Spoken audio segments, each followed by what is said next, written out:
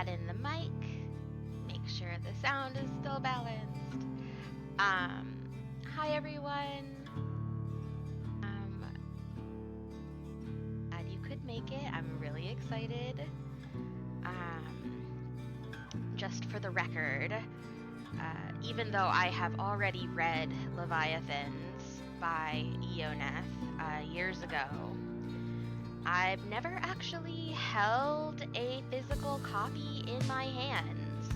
And as much as I am into the digital, I do still love an in-person book. Slightly too low compared to the music. That's kind of what I was thinking. Okay. Down. How's that? My mic's at full volume, but I figure my voice is often pretty like below the music, so tonight's gonna be all about listening along, reading along, so hopefully you can hear me with good clarity.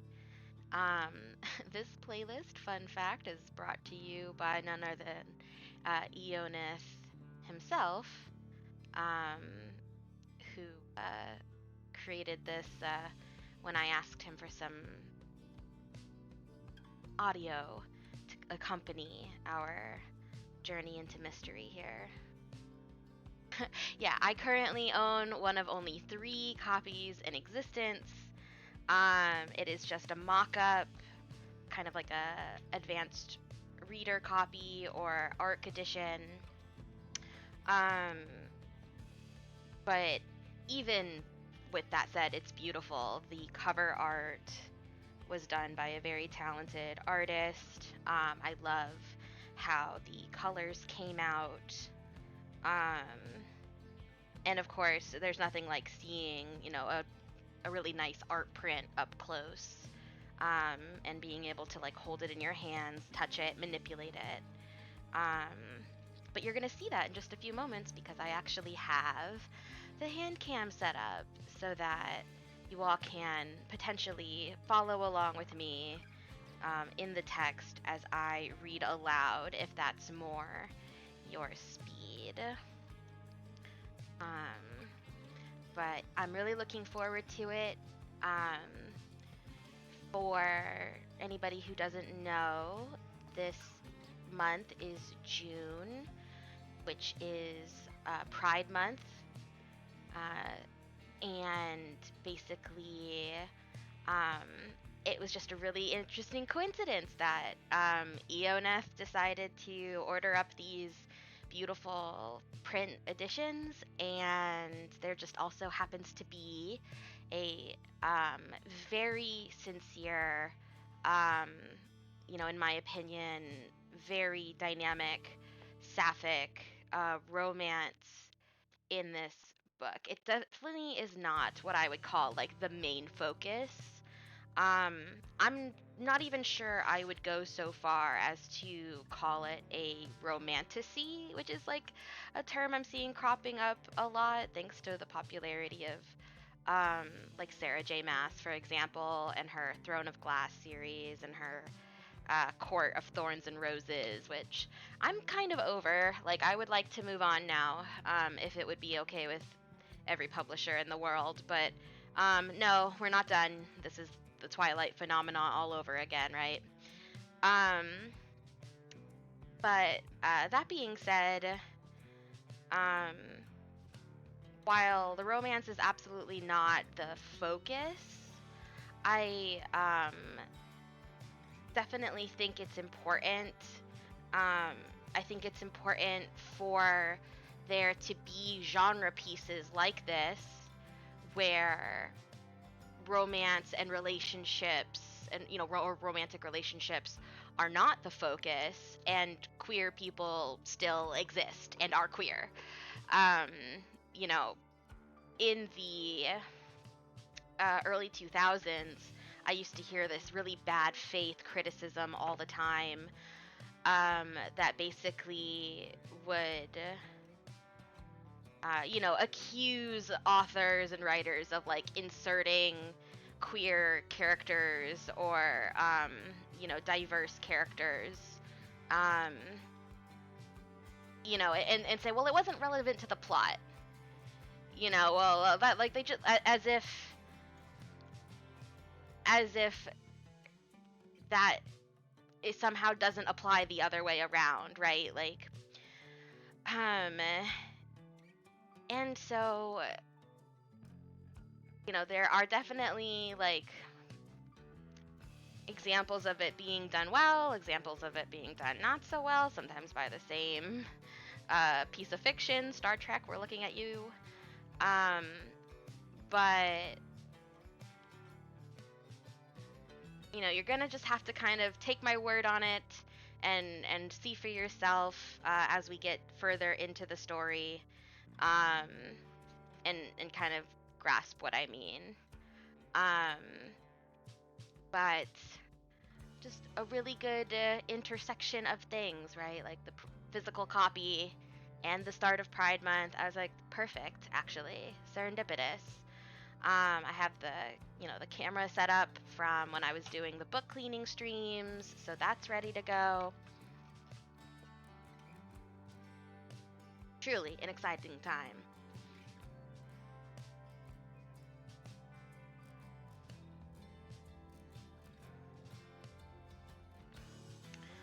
Let's see.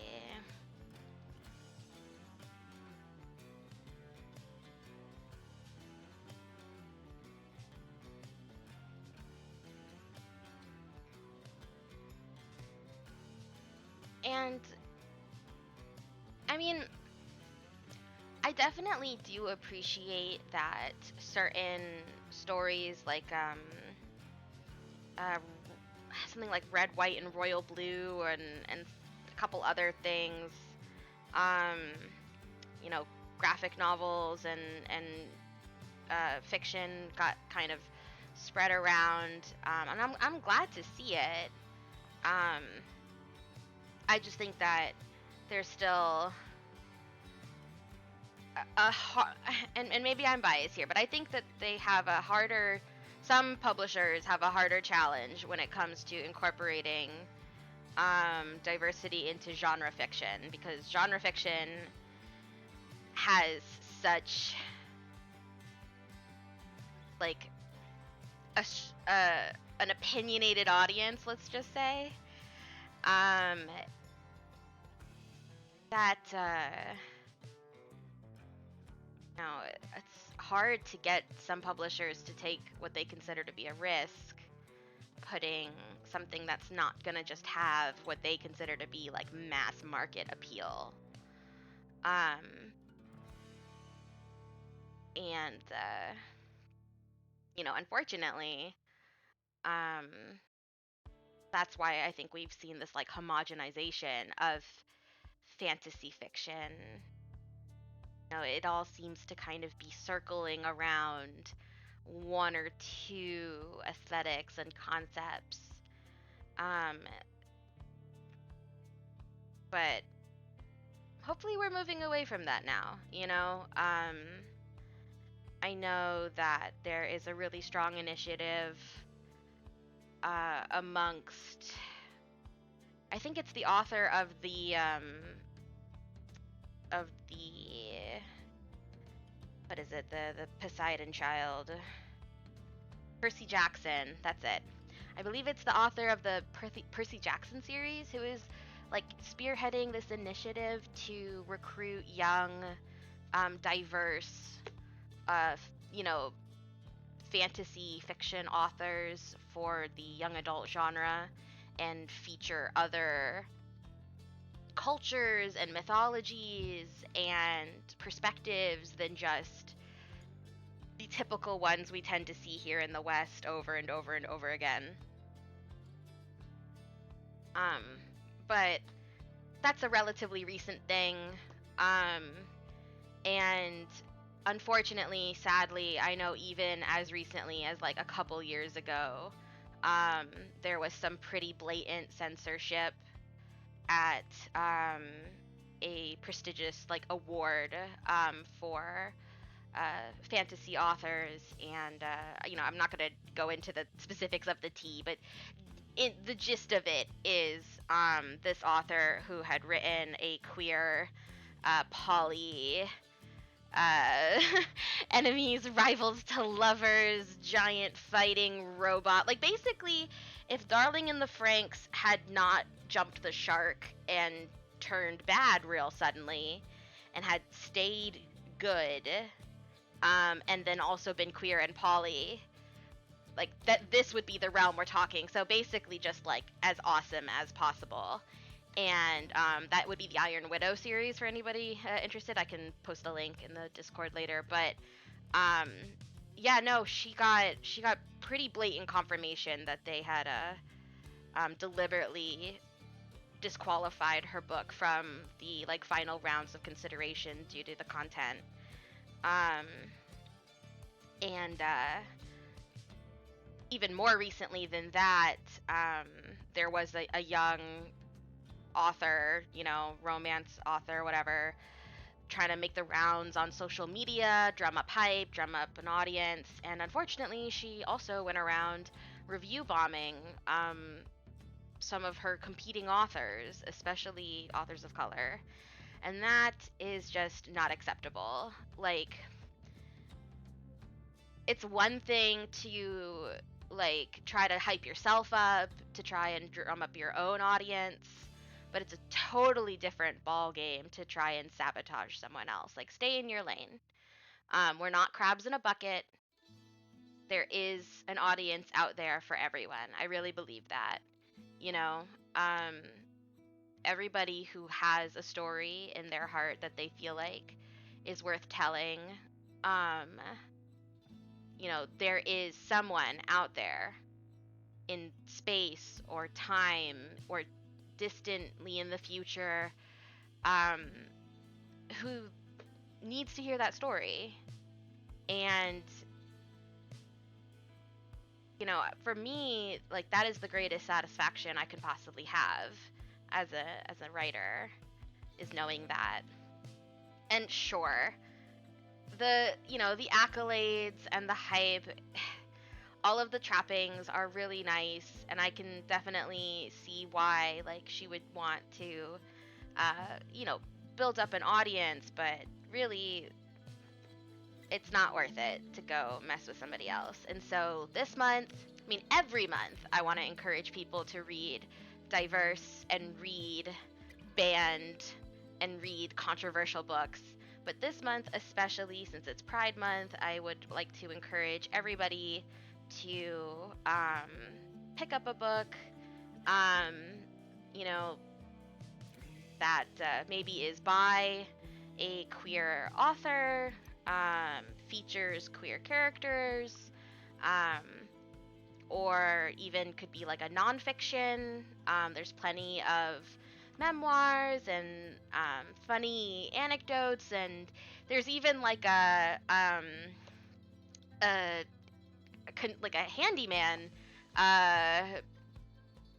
sort of instructional manual written by Mercury Stardust, who online is known as the Trans Handyman, and she basically like explains a lot of kind of repair tips around the house that you could do that are kind of renter friendly, having worked as a maintenance worker in apartment complexes for many years. So I definitely recommend checking her out if nonfiction is more your speed. And all of that being said, I think I'm gonna move us over. Let's see if I can get this to work in one go.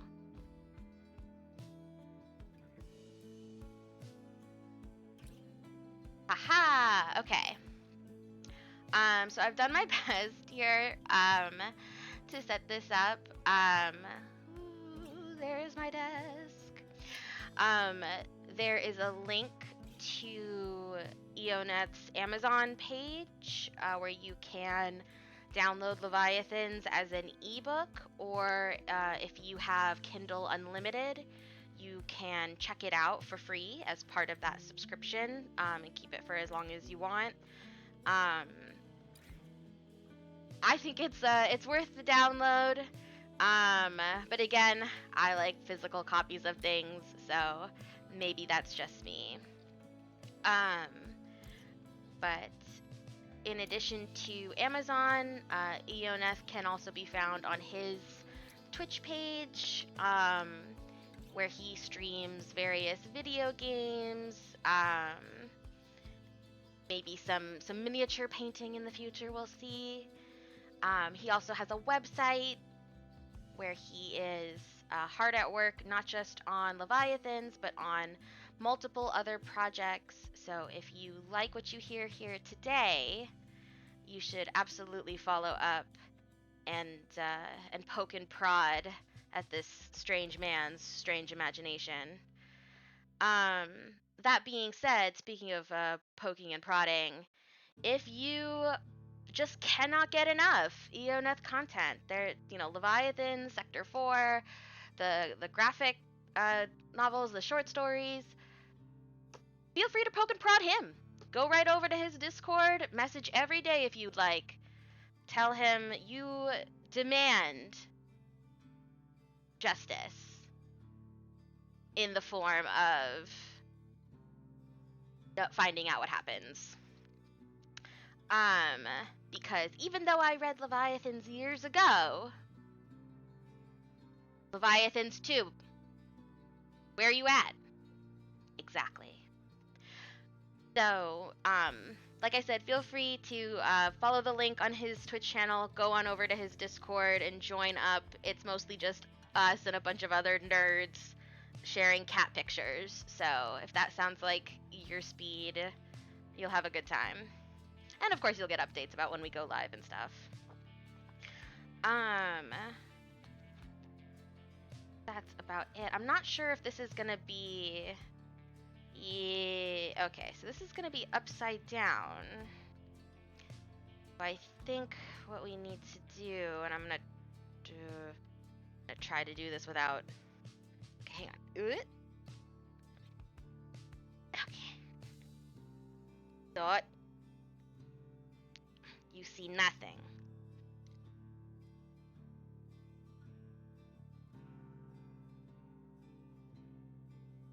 There we go. That's a little better. Well, I'm trying to keep the computer screens off of it as well, just in case. I think that'll do. Yes, we appear to be right side up again, so that is good. Hey Felvic, how are you? Good evening. Glad you could make it. Just in time. I've only just barely got the computer set up correctly.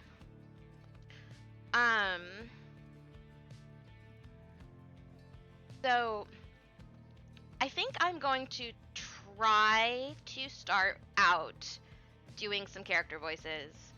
I'm going to need you all to be patient because there's almost a 0% chance I will be able to do a consistent character voice session to session all the way through. But I'm gonna do my best. At least for our main central cast. Speaking of which, if you look here, you can see Eoneth has made us a couple character portraits of our 2-star protagonists who we will be predominantly following through this adventure, at least in these first couple chapters. But I'll leave it to you guys to hear who's who. I'm hoping that as we move through the story, I'll be able to add more and more visual elements to the slideshow. Maybe we could get maybe we could make it like a channel goal to get some art commissioned, like maybe a fan art competition or something would be super fun. if you guys are interested in anything like that, or you have any ideas, please feel free to head to my Discord. The link is in my about page on the Twitch there, or you could go over to, there's a little suggestions panel widget on my page that you should be able to use as well. Spence, meowdy Spence, meow. Spence, how are you? Can't do a, is it?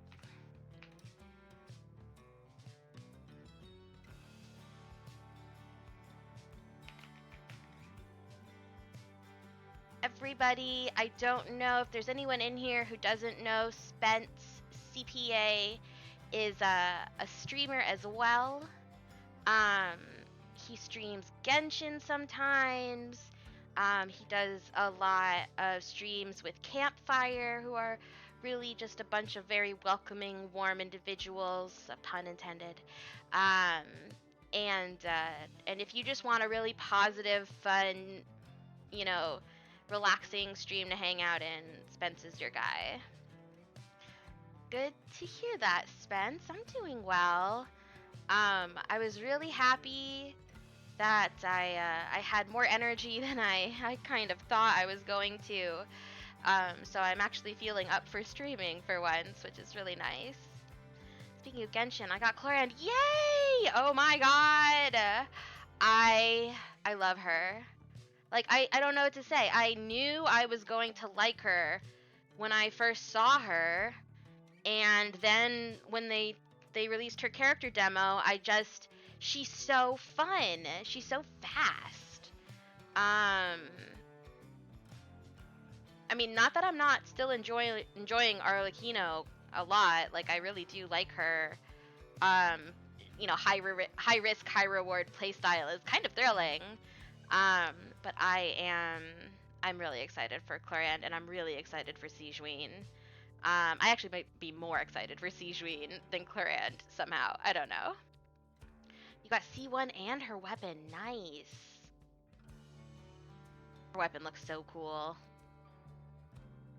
But I think I put Staff of Homa on her, and it looks pretty good too, since it's got that red fire motif. But hopefully I'll catch you online sometime in the near future, because I know there's a lot to do. New adventure quests have opened up. I haven't done anything yet though, so no spoilers. I don't know anything. I've been saving it.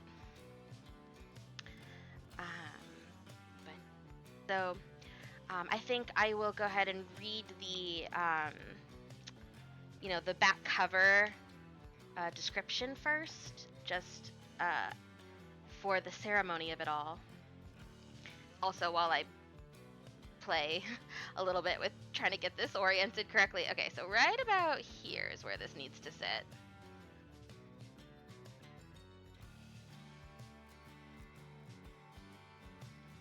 Leviathans. Stories have been told about the mythical creatures for generations. Some insist they exist to preserve the world. Others say they will rise to destroy it. Most agree they don't exist. Recruited from a young age to be a techno-mage, a member of the specialized guilds that repair and maintain all magic-driven technology, Rain was ostracized for her distant and distracted nature. Her brilliance, however, drew her under the wing of one of the master techno-mages.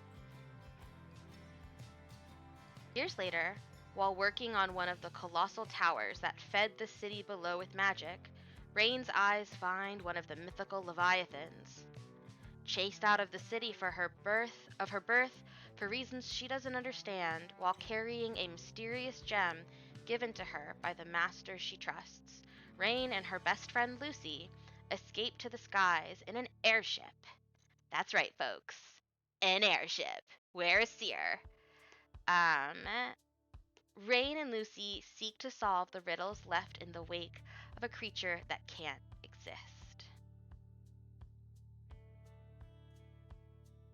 I love it when there's cryptids in a fantasy world, because on the one hand, I I try to picture living in a reality where magic exists and having the gall to not just believe everyone when they say they saw some bizarre monster in the lake or woods or whatever, like, how dare you?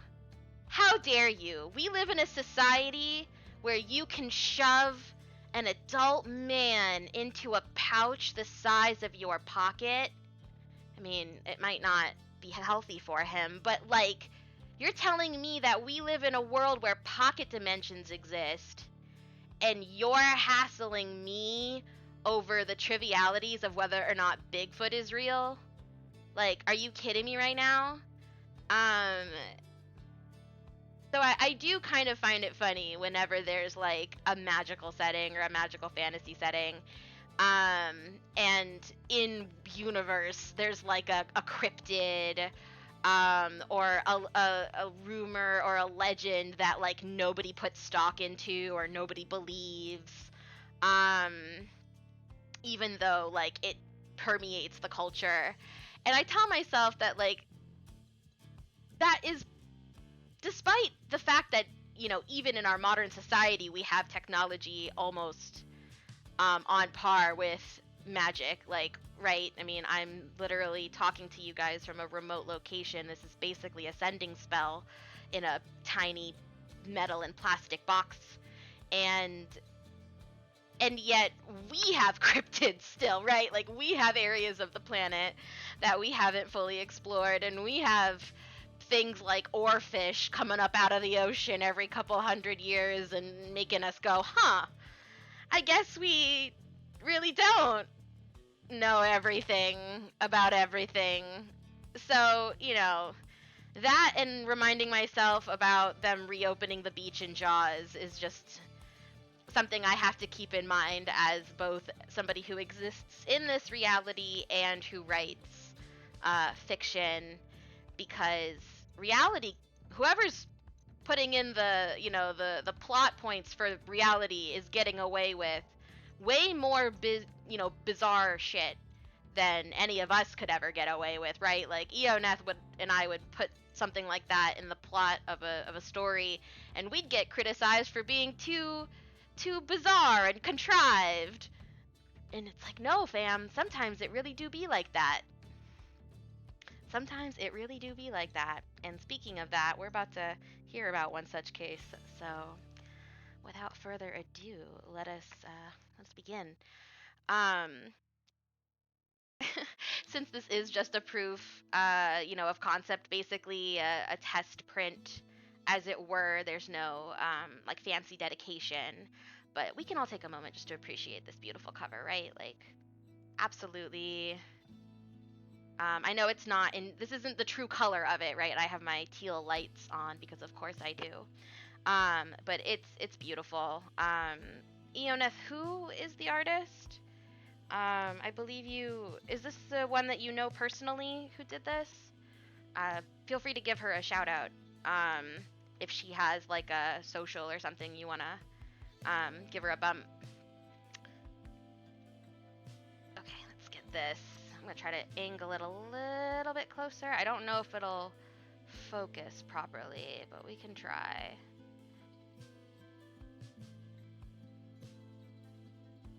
So like I said, I'm gonna try to do. I might play around with doing some voices this session. We'll see. But they're probably gonna change.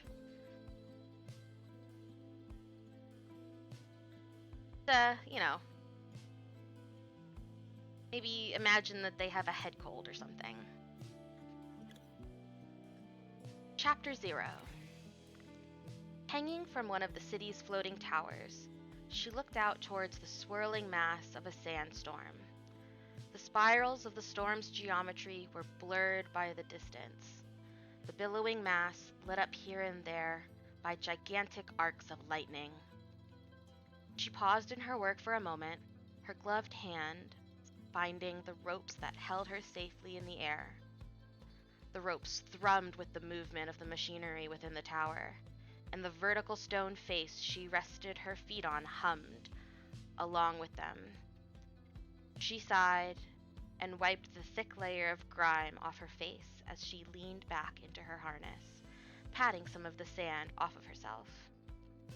The granules ran off the thick leather and fur coat that protected her against the surprisingly cold wind. As she moved her arms, she could feel the thin coils sewn into the jacket's lining and imagined that she could see the magic that served to keep her from overheating running through them. Her eyes wandered down to the city below. The squat mass of buildings spread along the split mesa looked tiny from her vantage point. People flowed along the streets like tiny ants, following some unseen force. Oh, thank you, Eoneth. Yeah. So, y'all, in the chat, there is a link to, if you're interested in the artist for the cover. Go ahead and pin that for a few minutes, just so that people can see it for as long as possible.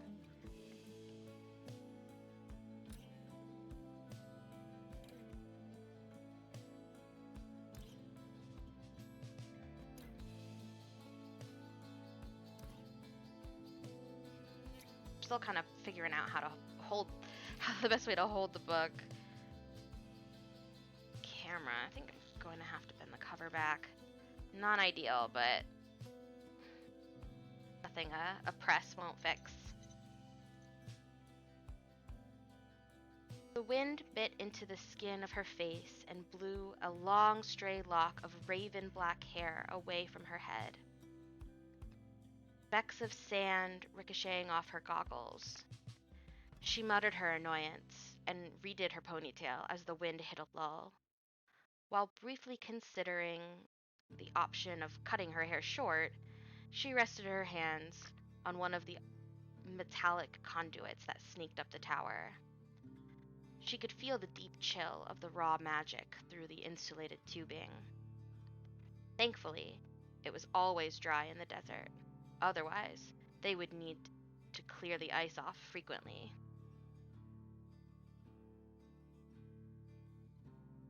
Her gaze wandered downward.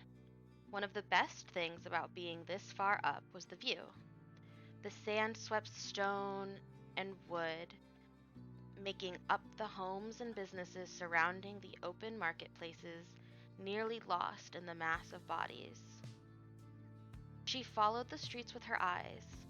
The homes lit up one by one as the sun began to end its dance across the sky. She knew that if she waited long enough, the streets would begin to look like burning veins against the blackness of night.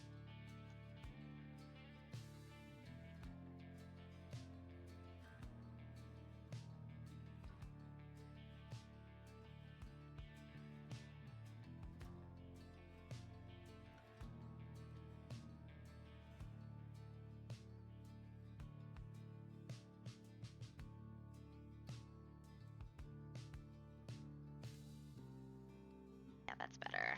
I'll move my keyboard.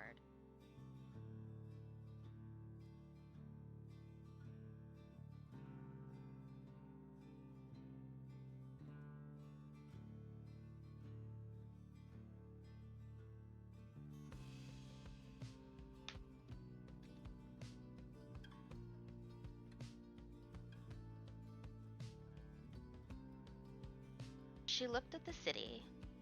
She found the start of one of the 4 chains that anchored the tower.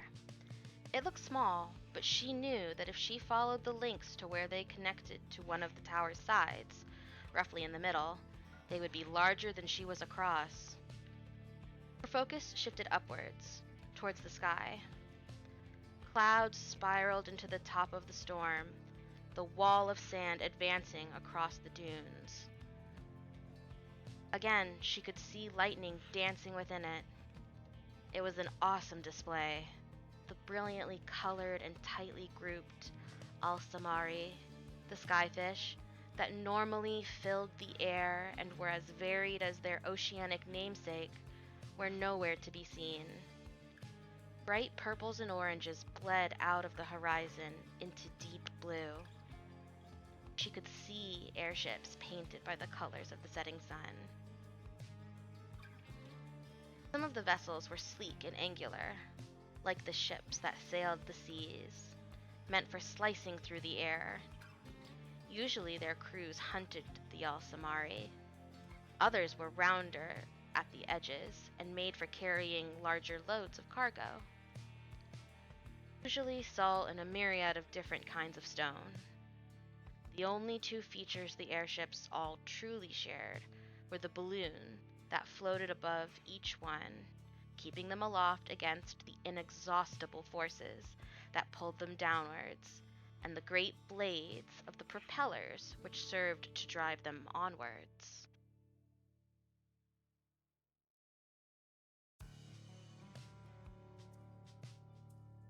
She looked at the tower directly in front of her, running her hand along its pockmarked surface.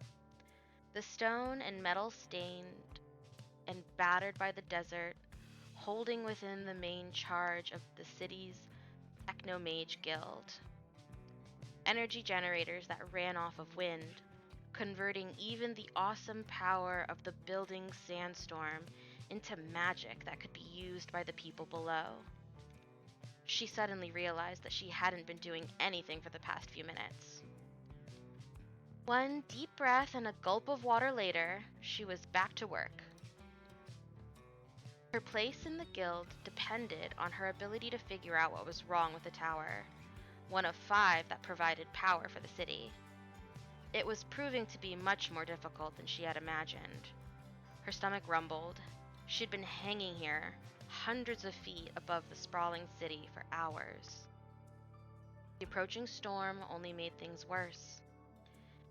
If she was still up here, slide over. If she was still up here when it hit, she would need to wait until the guild could send someone after her while she hid inside the tower. She laughed out loud. Okay, here we go. First dialogue. Like they'd even send someone after me, she voiced, shaking her head. Hey, Knucklehead. Haven't figured it out yet? Asked a familiar voice from above her. No, Lucy, I haven't. Whoever last inspected the tower didn't even put down any observations. I've had to go over everything, just in case. The other girl, strapped into her own harness, rappelled down the sheer vertical surface until she was level. That might have been me. Sorry, Ray, she answered sheepishly. Lucy's straight blonde hair was locked into a tight braid. Ray knew Lucy preferred her hair down so that it could frame delicate features. Lucy's goggles, their design mirroring Rain's, obscured her orange irises. Rain was always amazed at how easily Lucy navigated the mass of anchors, wires, and conduits that were set into the tower.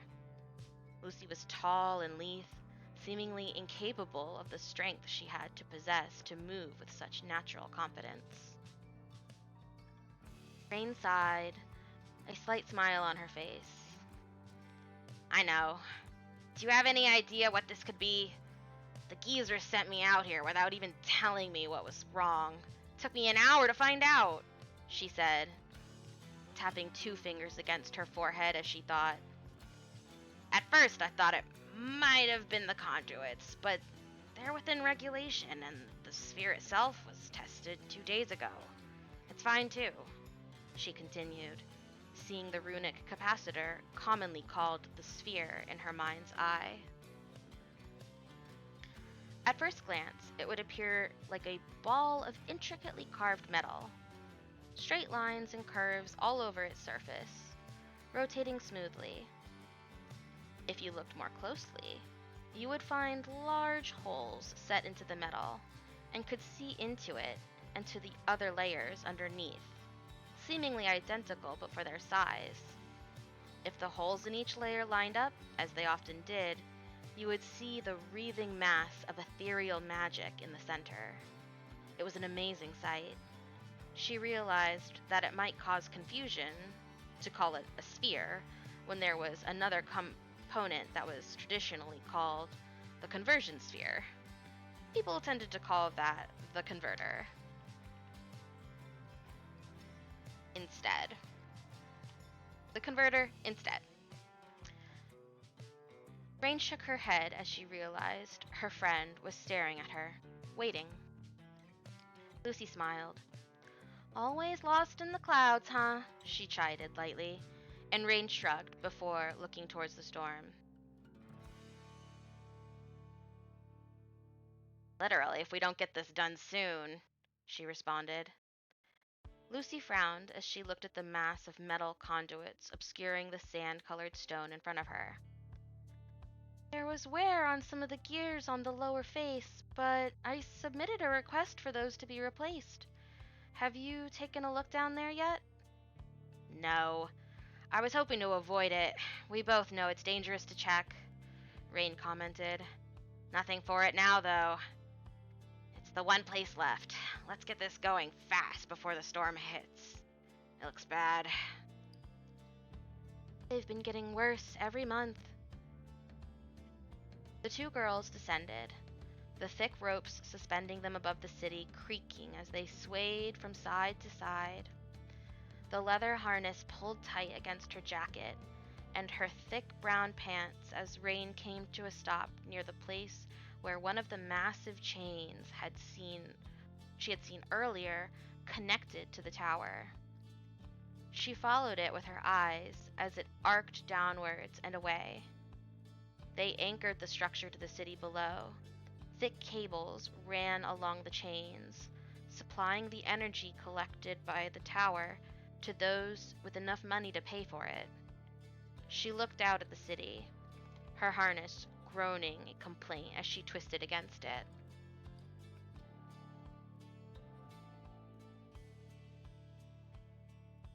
The chasm below her sliced the city in two, leaving a deep gash across her vision.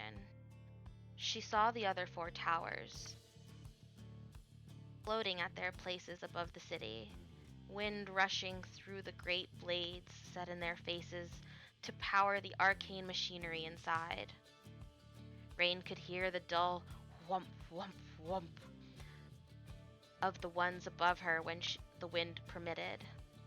The conduits that wrapped around the towers bunched up to look like a shiny metal cap at the bottom of each of them, thinning out towards the top. Each of the constructs was a testament to the guild's understanding of what they called runic technology, a mixture of magic and science. The rest of the city now, lit either by oil lamps or the energy generated by the towers, sprawled out to either side of the chasm.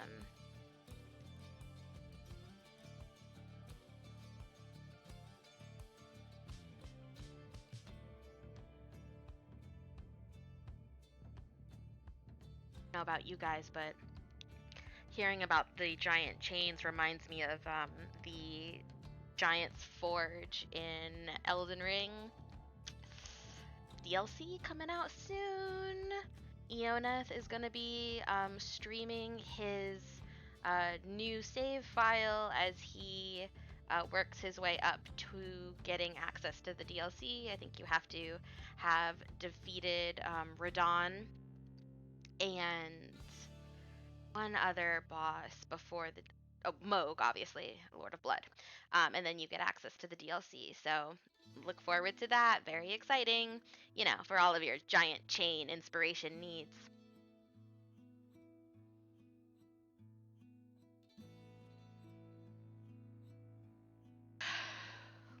Eoneth, when I'm done reading, you want to go live, we can just raid right into you and keep this party going.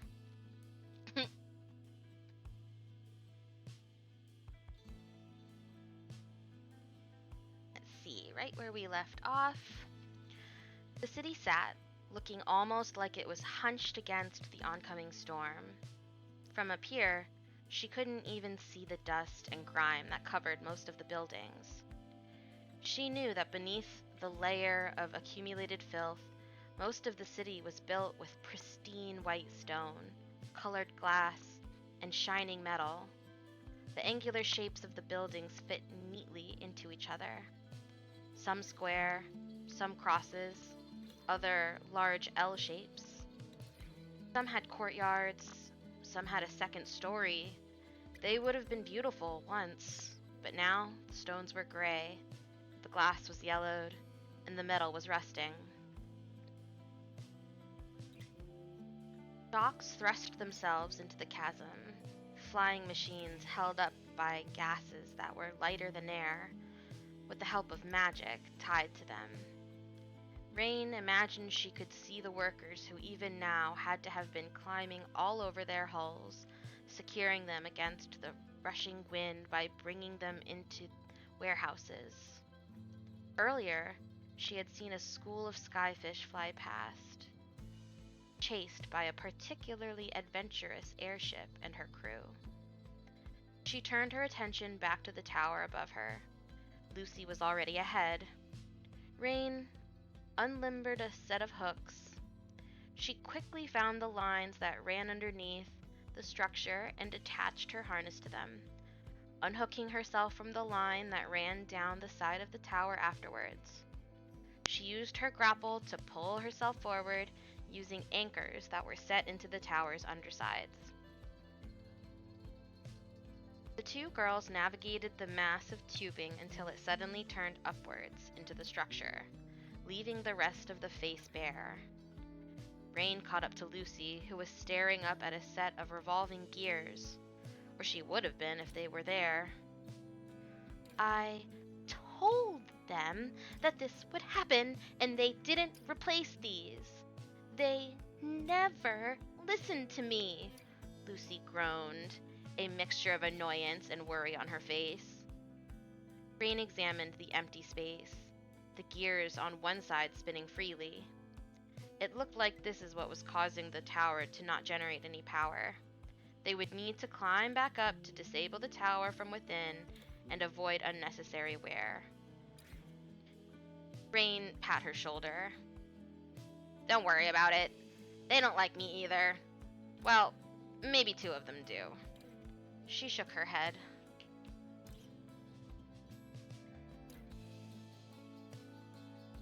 "There's no way we can fix this without bringing up an entirely new set. Let's get it shut down and then leave. We don't have long before it gets dangerous." "Yeah, let's get out of here," Lucy answered, still pouting. The girls advanced back towards the edges, transferring themselves back to one of the tower's faces. They clambered upward along the web of conduits, one anchor to the next, towards a trapdoor in the side of the tower. The small wooden square opened easily on oiled hinges, clanging against one of the conduits to the side. Rain pulled herself into the icy darkness inside, and then extended a hand back outward to help Lucy. The two girls stood in a narrow passageway. Stone flanked them on either side. The chains holding the magic-powered lanterns to the ceiling creaked above them. The soft yellow light illuminated a diagram set into the wall at the end of the hallway. Rain pulled her goggles up, her breath fogging up in the air in front of her. Her nose was already going numb. Rain pulled up a glove, revealing a small gauge sewn into the cuff of her jacket. Rain adjusted the temperature control upwards, and after a few moments, her jacket began to warm up. She tucked her pants into the work boots she wore and pulled at what began as an exposed coil on the front of her jacket. It extended, and she connected it to a coil that stuck up from the leggings underneath her pants. She gave a sigh of relief as her legs started to warm up.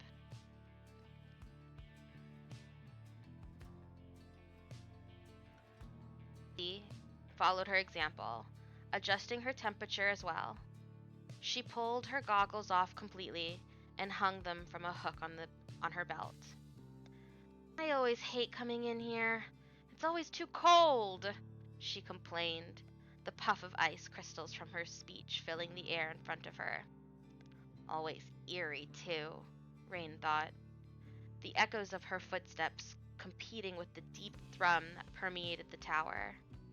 The mass of cabling and tubing that stretched across the walls haphazardly only added to the sensation of being underground. They reached the diagram, a map of the innards of the stone construct they were in. They examined it for a minute or so. Here it is, Lucy pointed at a circular space. The control room.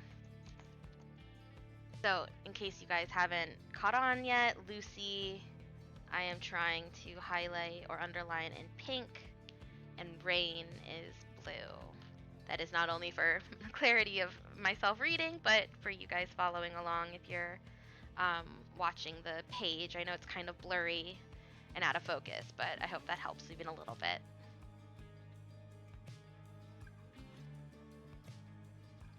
The control room, she said, the words on the diagram confirming her statement.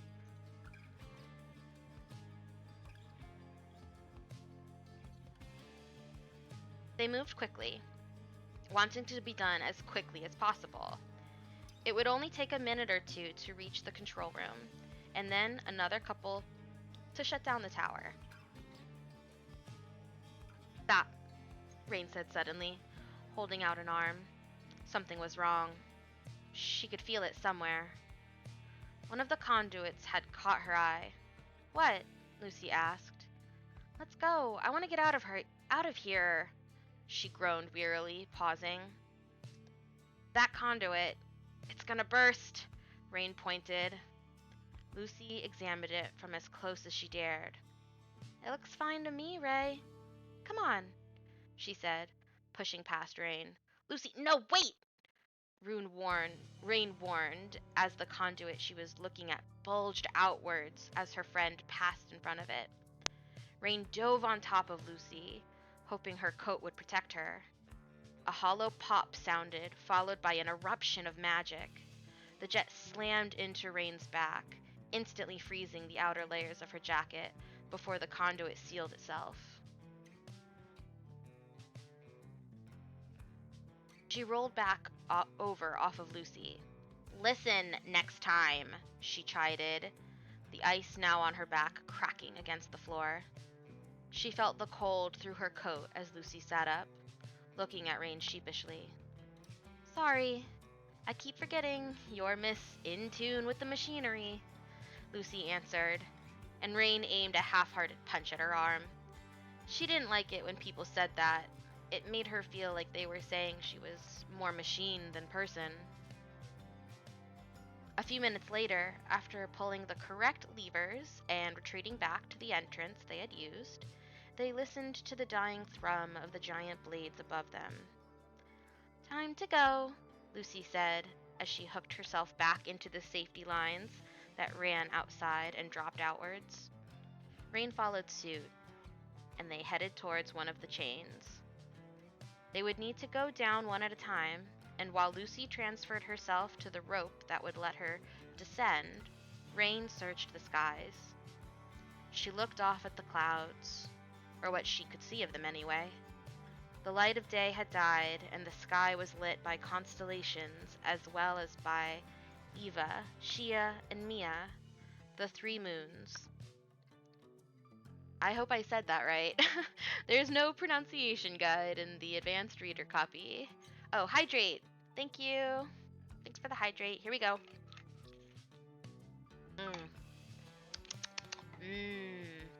Soda. Here we can check the cup. Mermaid. Aesthetic on point.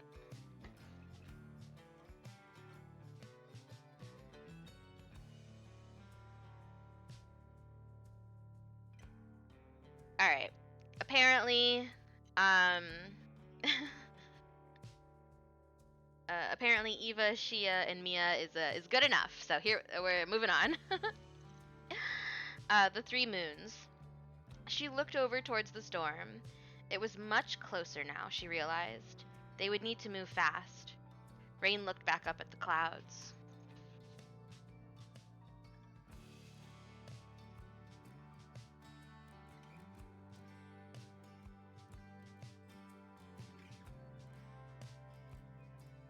She was imagining what it must be like to soar above them, like a bird when she saw it. It was huge, way too big to be real. Rain blinked, and the massive, she couldn't describe it, a deep breath filled her lungs. She leaned outwards to try and get a better look, without the conduits blocking her view. She pulled out a set of binoculars and brought them to her face. She vaguely heard Lucy asking her what she was doing. It sounded urgent, but Rain blocked the thought. Her breath caught in her chest as she found what she was looking for. It looked almost like a massive whale, but with 3 pairs of insect-like wings. It appeared to undulate across the sky, just for a moment. Its stone body looked dull and in disrepair. Leviathan.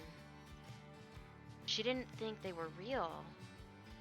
Storm reached it, but it seemed to remain unaffected by the winds as it sunk back above the clouds. She was completely dumbstruck. They weren't supposed to be real.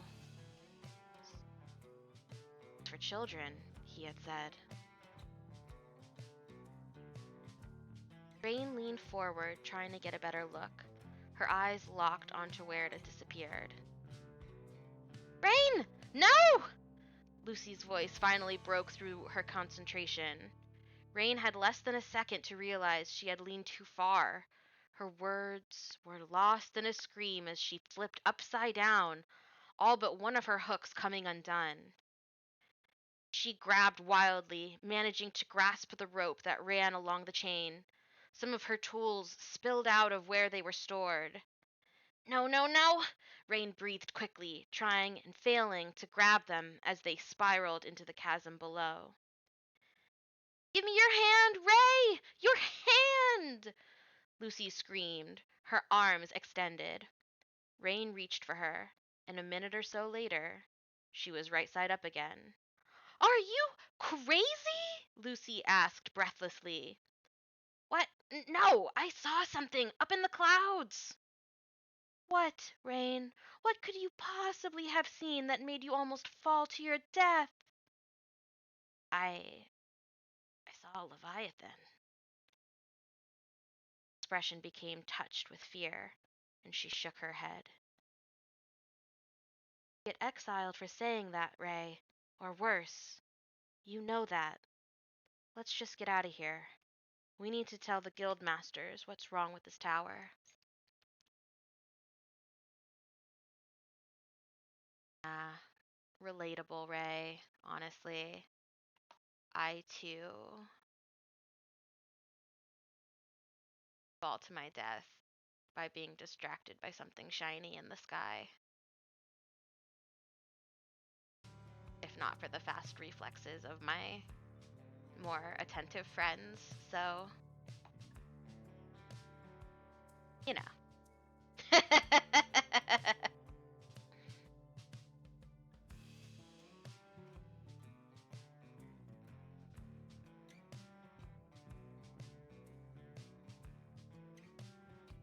I'm serious, Lucy. I saw one.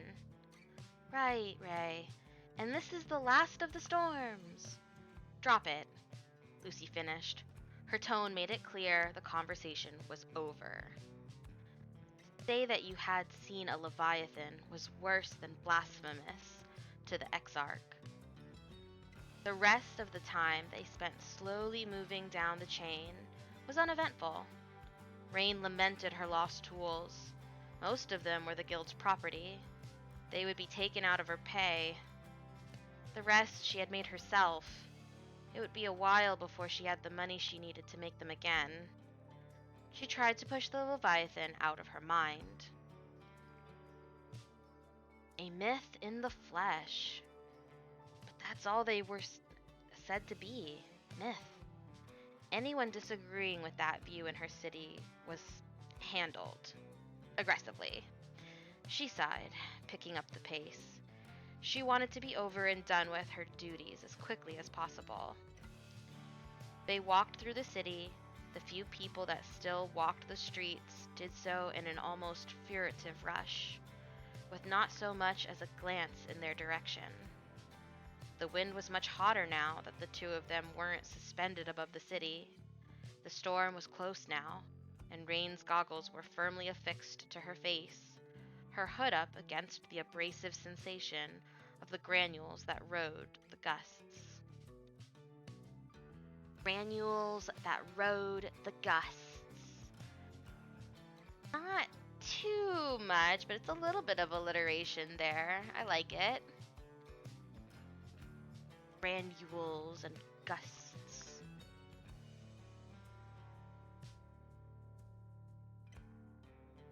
She walked more slowly than she should have, Lucy trying her best to speed up their pace. Rain liked walking around the city at night. The emptiness was soothing. She looked around. Lit windows surrounded them. Sounds of laughter and the scent of food filled the air. She looked almost longingly through the windows at the families inside, and then pushed down the feeling. She took longer steps. An hour or so later, Rain was in front of the largest of the city's buildings. The octagonal structure reached 10 stories into the air, and since it was the only one above 4, it was quite a bit bigger than its competition. A large moat separated what Rain could only think of as the tower from the rest of the city. It was accessible only on one side by a bridge and by a small dock on the 9th floor. The bottom half of the fence was stone.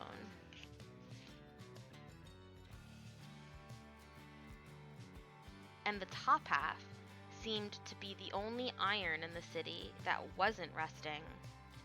The fence, nearly a barricade, stood tall around the moat. The sign above the heavy studded wooden gate reading, Magi Mechanicus. Rain thought it was pretentious. Still, she knew it was impressive. The guild was not a political entity, per se. However, when the person who kept every piece of technology in your city functioning told you something, you tended to listen. Most of the population called them techno-mages. Not that she felt too many of the things they did qualified as magic. Sure, she had seen it before.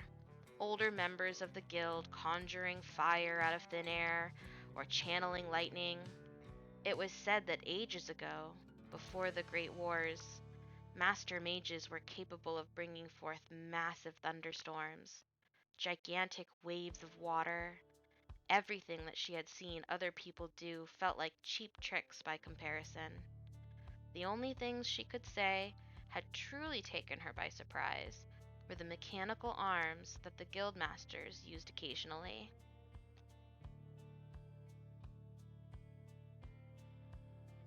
Come on, Ray. I want to get home before the storm hits, Lucy said, almost dragging her friend over the bridge. Yeah, sorry. Two girls crossed the threshold into the guild tower, a wall of cooler air meeting them. The entire tower had temperature control. The deep red stone that made up the floor of the wide open atrium was streaked with orange and yellow. Ahead of them was a desk. A brown-skinned man sat behind it, flipping through the pages of a book. He glanced at Rain and Lucy and motioned them forwards. Identifications? He asked, and Rain groaned. You know who we are, Kai, she complained. Hello to you too, Rain, he sighed, looking over at Lucy, who held out a small card with her picture on it. At least one of you follows protocol, he muttered, looking at it briefly before returning it. Busy day? Lucy asked, and Kai shrugged. Not as much as you'd expect with a storm. Not even one person came in wanting something fixed. It was all routine checks. Tomorrow will be a different story, though, came his answer. Sounds like a good thing to me, Lucy smiled, as Rain looked at the floor. Hey, Big Bad Dirty Dog! Happy Wednesday! I hope you're having a great week, too. That is, yes, check the hands. We've got a hand reveal. Indeed. These are the hands that write the magic and flip the pages. And type the angry comments in the lore videos. But yeah, no, very exciting. I've got my hand cam set up so that people can see my little setup here. Have some cool, maybe ambient lighting. I've got my teal lights on. And it's just nice to have like a physical book in front of me. So I feel like it's kind of a novelty these days since I read so many things off of my my phone and the Kindle app. So I just wanted to share that experience with everybody of getting to read a beautiful ARC edition of, oh, and that's an advanced reader's copy of Eoneth's book Leviathans, available on Amazon. Nice. I'm glad you like it. Teal, blue, you know, anything on that kind of spectrum. Some of my favorite colors. I do like a good indigo, but really my favorite is anything that kind of skews aqua, teal, turquoise. It's my jam. Anything that has to do with like light and air interacting with water, really. You know, that makes that pretty color. And there's such a wide range of them, but they tend to skew on the kind of more yellow side, more green side. But yeah, I hope you're having a good week as well, Big Bad Dirty Dog. What are you up to? I hope you can hang out for a bit and listen along. Probably gonna do a couple chapters tonight. Oops. Then post the VOD and do another couple chapters. Just see how far we can get over the course of the month. My goal is to finish in the month, but we'll see. That might not that might not work out. Depends on how much energy I feel. But thanks for stopping by. Let me go ahead and I think everybody in here already knows you, but just in case there's anyone who doesn't, y'all, Big Bad Dirty Dog is just one of the nicest streamers. Do not let the name fool you. There's nothing bad or dirty about this dog. But no, in seriousness, it's one of the most positive, fun communities that I have ever like gone in and played community games. I think we were doing a lot of words on stream, and there was that spy game where people like have to guess the code words, I think. And I, believe it or not, can be kind of shy sometimes in other people's streams. So I don't always participate in community games, but Big Bad Dirty Dog's community is just so nice and so into it that they really make it easy to just join right in and have fun. Like you're one of the regulars, even if you are only able to pop in every now and again. So highly recommend, if you're not already following, to check out Big Bad Dirty Dog. Okay. And with that all said, I think we will return. Um, so, to Rain third wheeling it hardcore here. Kai smiled back, the lines of his face crinkling. Yes, I. Talk to you later, Kai. Have to go give a report. Rain interrupted, pulling at Lucy's sleeve. Kai's smile turned to a frown as Lucy tried to apologize over her shoulder as she walked. Rain continued to pull her friend away, Lucy's exasperated voice filling the air. Rain felt a tinge of jealousy as Lucy looked back at Kai and waved. She did her best to ignore it. They started to climb the stairs, moving past the workrooms on the lower floors, the repair shops, the apprentice quarters, and finally, the permanent living areas. Eventually, at the top of the tower, they passed into a waiting room. That's actually a typo, not...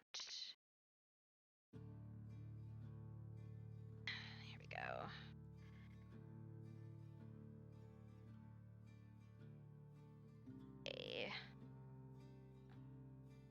A bookmark here so that we can make sure this isn't in the final copy. How exciting, you guys! Look, I got my stickies! My mini kitty stickies. And then I have my, of course, my magic aura spells stickies. My mermaid, of course, clam or oyster pearl stickies. I think, should we use magic because we're doing techno magic, or should we do narwhals since we're kind of doing like a whale Leviathan theme? Now, that being said, like, if there's any other things we want to bookmark later on, we don't have to just stick to one. We can change it up, but what do we feel like tonight? I'll let you guys pick in the chat.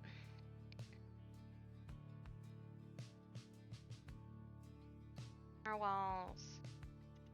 Magic.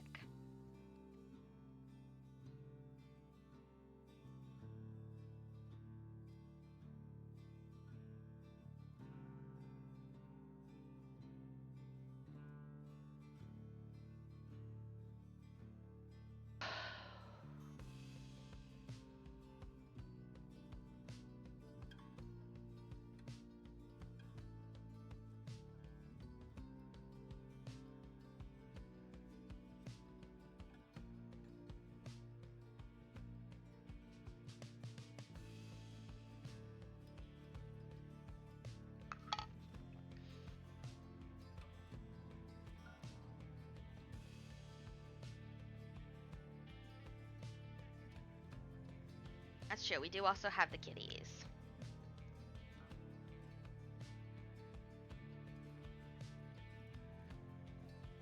Should we do an extremely smug tan tabby in commemoration of the audacity? I think that's what we'll do. For those of you who don't know at home, Eoneth could save this for a true story redeem, so I'm just gonna give you some spoilers now as a Dini stream exclusive. Eoneth, who usually takes excellent care of his electronics, recently had to get a new keyboard to replace his malfunctioning keyboard, right? Like, he did his best to try to, cope and repair, and nothing was working. So he finally was like, okay, I'll spend the money, I'll bite the bullet, and get the new keyboard because, he works on his computer and streams off of his computer. He really can't get anything done without having a functioning keyboard. So he spends the money, orders this new keyboard off of Amazon. It arrives lickety-split because Jeff Bezos is a dark wizard or something, and he gets it all set up on his desk, and it looks great, it works great, And Beck Muffin is, I think, away. She's out of town, so it's just me and Eoneth holding down the fort. And by holding down the fort, I mean being bullied by two cats who think their mother has abandoned them, and my service dog who just thinks that she is in charge all the time. So Eoneth steps out onto the patio for like 5 minutes. Because, mind you, he works at his desk, plays a lot of games, streams from his desk. So he's sitting right there at his keyboard, at his desk, most of the time. And Shadow likes to hang out with him. If you guys are on his Discord, you've seen the cat redeems, right? So, she just is hanging out with him all day. Nothing to see here, folks. And the moment he gets up and goes out onto the patio and closes the door, right? He's now like just out of sight, out of earshot, and I am sitting in the living room in full view of his desk. But I forget what I was holding, or I was doing something. I think I maybe was like holding food or something, and I couldn't get up quickly enough. Shadow proceeds to immediately book it over to the keyboard and just like ectoplasmic propulsion just upend the contents of her stomach, not to be vulgar, directly onto Eoneth's new keyboard. And as I have discovered recently, moisture and electronics do not go together very well. Shadow really took that lesson to heart and said, bet.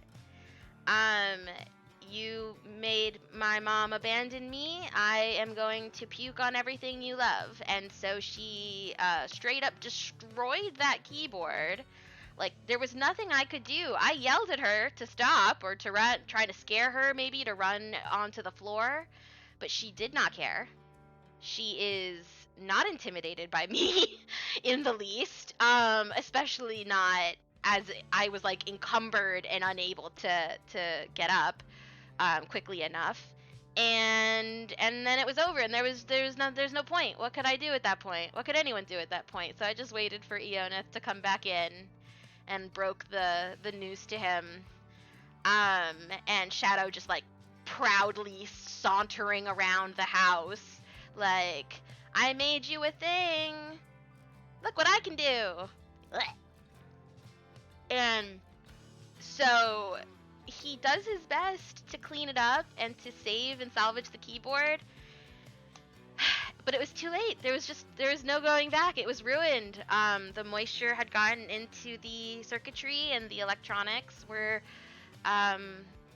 ruined, and there's no going back from that. So after only like not even a full 24 hours of ownership, Eoneth had to order another keyboard. Is that right, Eoneth? I'm pretty sure it's I'm pretty sure you had it for less than a whole day before she objected violently. Yeah. And never let it be said that cats don't have an excellent sense of humor, or that they can't have an excellent sense of comedic timing, because really the fact that she doesn't usually throw up on his desk and doesn't usually, go for anything valuable, even though she does have like an upset stomach pretty often, versus the fact that she just zeroed in on that new keyboard instantly the moment he was out of the house, like, out of sight, out of earshot, because he couldn't hear me yelling at her from the porch, and he was probably wearing earbuds. So she criminal. Yeah, she had criminal mens rea. She had criminal intent. She schemed and she plotted and she waited for the perfect moment to assassinate Victor Eoneth's keyboard. And yeah, so he had to get a new one the next day, and there was nothing we could even do but just laugh about it too, because I mean, what, cat's gonna cat, right? Like, she's never done it before and she's probably not gonna do it again unless Beck Muffin has to go anywhere for more than a few hours anytime soon. In which case, we will just have to make sure that Eoneth never leaves his keyboard unattended. Or any of his precious electronics, for that matter, probably. Criminal crimes. Yeah. I don't know what to tell you. I would like to say that the cats respect me, but they do not. I don't have any authority in their eyes. So my suggestions go unheeded. There was nothing I could do in that situation, not unless Edie wanted to, like, get real interested.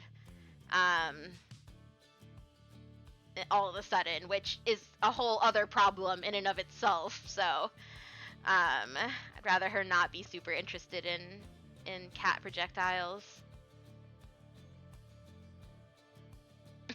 It's okay, neither do I. My authority is merely in not caring when they complain. Yeah.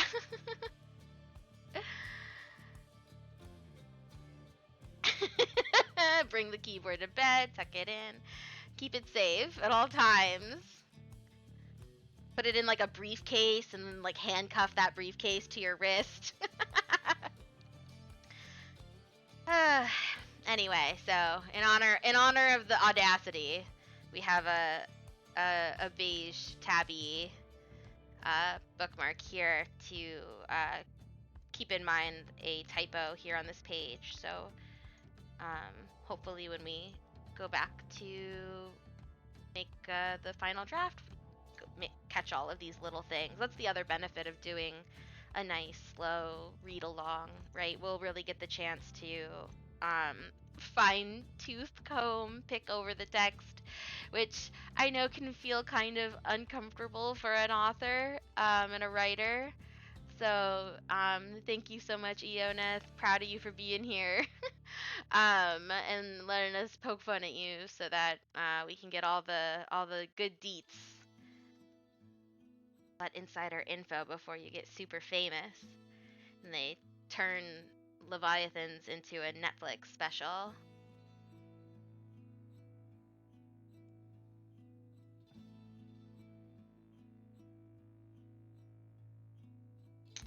Let's see. They passed into a waiting room. Yes, here we are. A lush carpet decorated the floor, and single ornate chandelier hung from the ceiling high above them, with other light sources spread throughout. Comfortable chairs lined the walls, small tables in between them. For those who were waiting for an audience. The two girls walked along the carpet towards the one door. They stood in front of it, with a man off to one side of the entrance. "Hey, Rain! Lucy! You two filthy!" the man grinned, waving. "Here, to give you a report, eh?" he asked, his familiar accent colored with humor. I think I was trying to do like a the Fonz.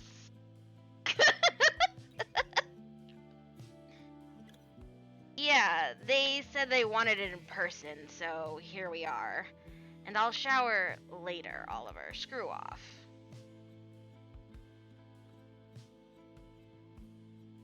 Rain responded. Lucy shook her head at their familiar banter.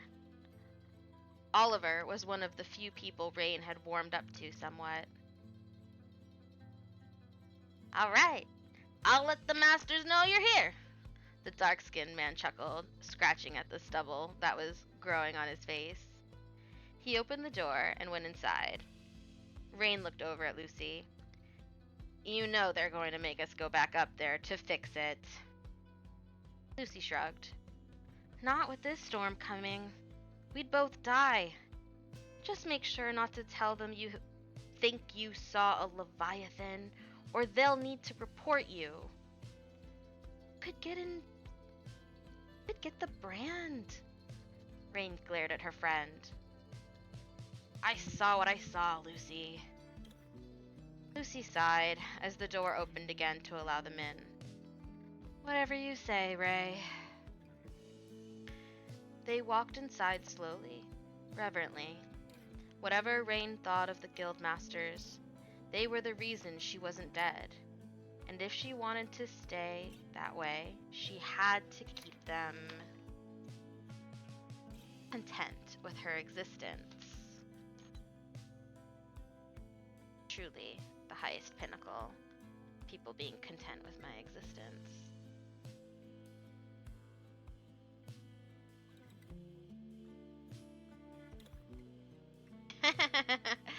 99% of Netflix specials based on books suck. Yeah, but then you get stuff like Sandman.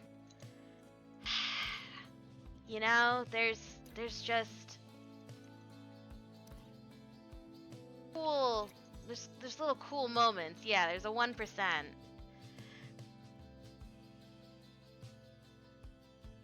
Maybe if it was animated, that would be cool.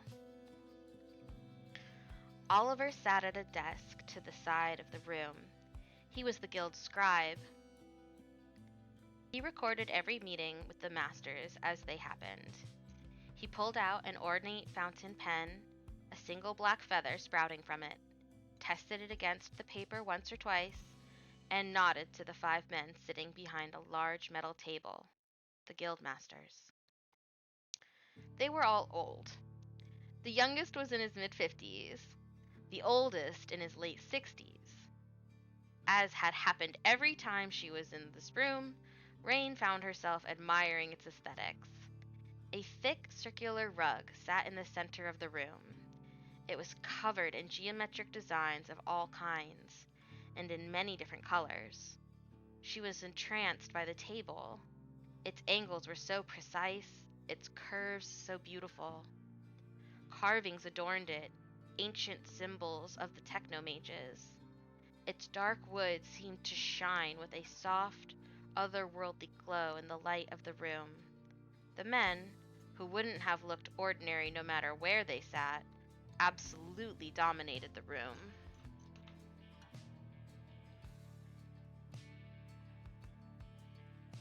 The one on the far left had a thick shock of silvery hair, his violet eyes in stark contrast with his ebony skin. He wore a cloak of thick velvet embossed with the guild symbol, a golden spark rushing across a night sky. His thick arms were crossed in front of his bare chest. The one beside him was a gaunt-faced elder, the youngest of the masters, though he certainly didn't look it.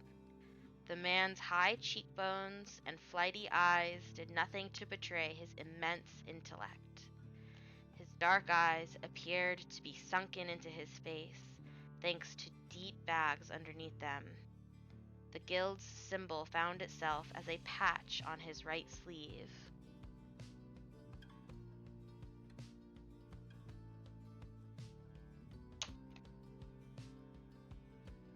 The man on the far right was of a different sort.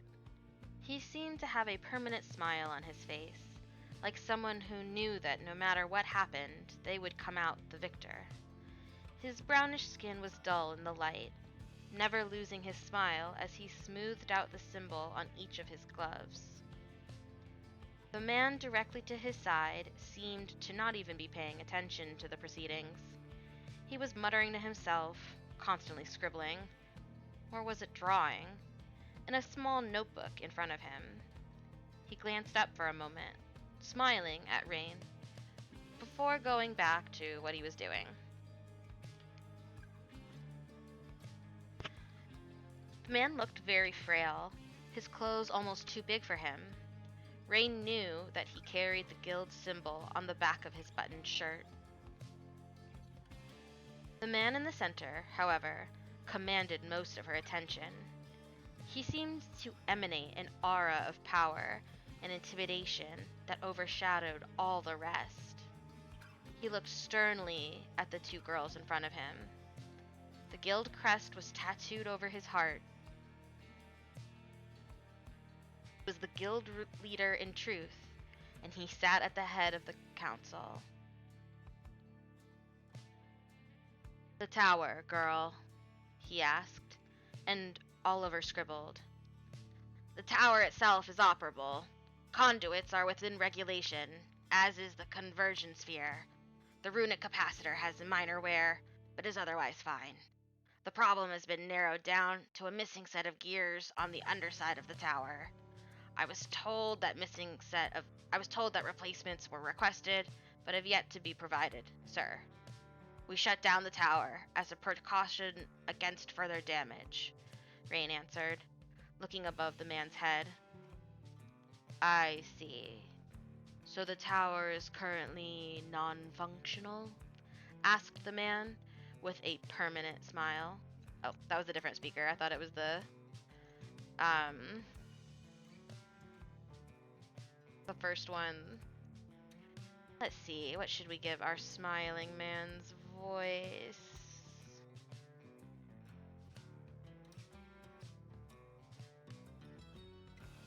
"I see.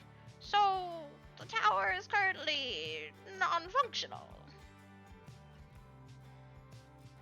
Trying to do like a Merlin with that one, like an old Merlin, asked the man with the permanent smile. "Yes," answered Lucy, a little shakily, standing stock still.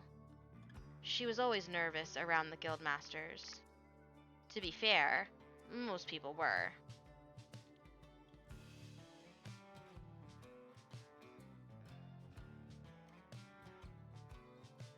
"Oh, this will not do.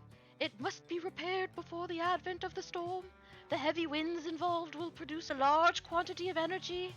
We must send them back at once with replacements," said the gaunt-faced one.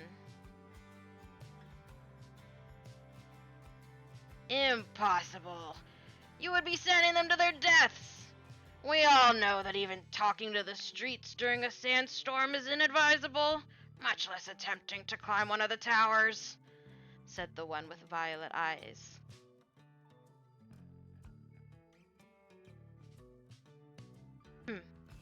"I concur. The tower will stay as it is for now. We will send out a warning to those affected by its malfunction to not expect to be repaired until the storm has passed. You both are dismissed," the guild leader said with a wave of his hand. Oliver quickly stood to escort the both of them out of the room. Immediately after ushering them outside, Oliver waved them away with a smile and closed the door behind them. "That was shorter than I thought it would be," Lucy said with a yawn. You'd really better get going home. It's a good thing you live nearby, or you wouldn't make it," Rain commented.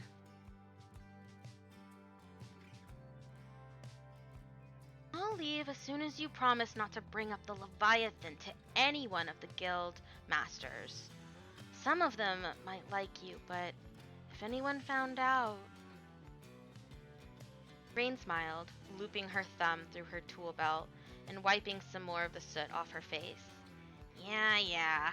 Hell to pay, I know, don't worry. I won't say anything to anyone that would report me.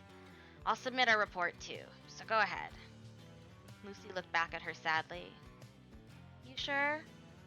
she asked her friend. "You can spend the night at my house. There's really no need to write it up right now, is there?" Rain shook her head. "I'll be fine, Lucy. Really. Besides, You know how they get. I'll handle it in tonight. I'll hand it in tonight just to make sure they can't be mad at us. Say so, Ray, Lucy answered as they both walked towards the steps. Rain said goodbye to Lucy 3 floors down on the 7th floor. This is where she lived. There were quarters for those journeymen that didn't want to live in the city or couldn't afford it. Rain was an orphan, though she didn't like thinking about it. Picked up off the streets by one of the guild's members after she had fixed one of the energy conduits using a roll of twine and scavenged metal bits.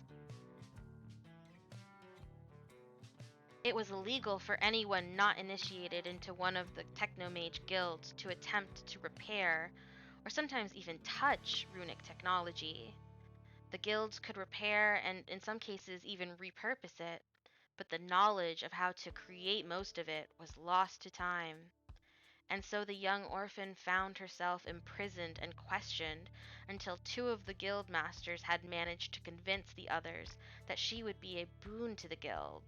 After all, if she had figured out how to fix a conduit by herself, what would she be capable of when she was properly trained?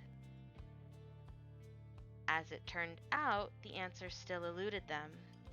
Rain felt that she was fairly average, despite her occasional flashes of insight into the workings of the ancient machines. Regardless, she knew there was one person she could talk to about her sighting of a Leviathan.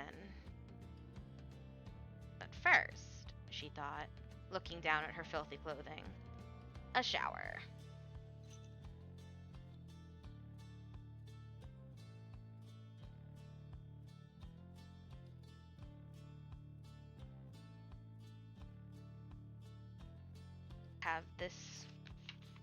I have this chapter and the one after highlighted.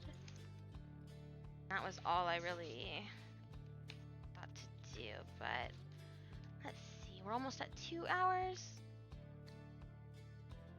Good, so I think we'll keep going.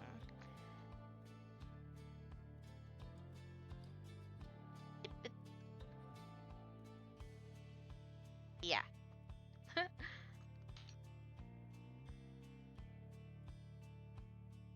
So this is technically chapter 1. That was chapter 0. This is chapter 1.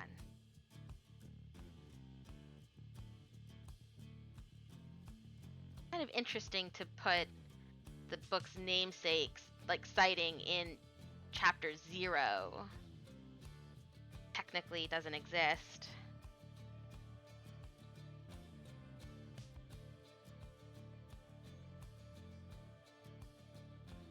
Hey, have a good dinner. Thanks for stopping by. I'm glad you enjoyed the reading. Check out the VOD. I'll post it later and on YouTube if you want to hear the rest. I highly recommend it. Or that you pick up your own copy and follow along at your own pace. Because we will definitely be discussing, theorizing, perhaps theory crafting, if you will. So stay tuned.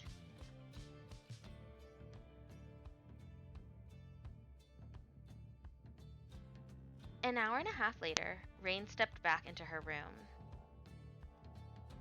She tossed her towel onto the bed, her hair a tangle on her head. It had taken her forever to get the grime off herself. Somehow, sand always seemed to get everywhere. She walked over to the dark wooden dresser, looking at herself in the mirror above it for a moment. Rain always thought of herself as short as a child, and the notion had only been reinforced by Lucy. In the past several years, though, she had grown quickly and settled as above average. She wasn't lanky like her friend, and knew that she was probably stronger. As evidence, the muscles of her arms stood defined against skin the color of light caramel. Her agile fingers found the thin scar that ran down her left cheek to her jaw, pausing for a moment. She watched her own eyes, mostly green, with a ring of cool silvery blue around the pupil. She had been told she looked like she was cold. She frowned at the thought, but couldn't refute it. Maybe I am, came the inquisitive thought. She searched for the handle on one of the rectangular drawers. A sign, as her hands slid it open. First, simple undergarments, then a pair of comfortable woven pants. Originally, the pants hadn't fit. She'd needed to get them tailored so the hips were wider. A deep breath held for just a moment before being released. The familiar crack and rumble of thunder.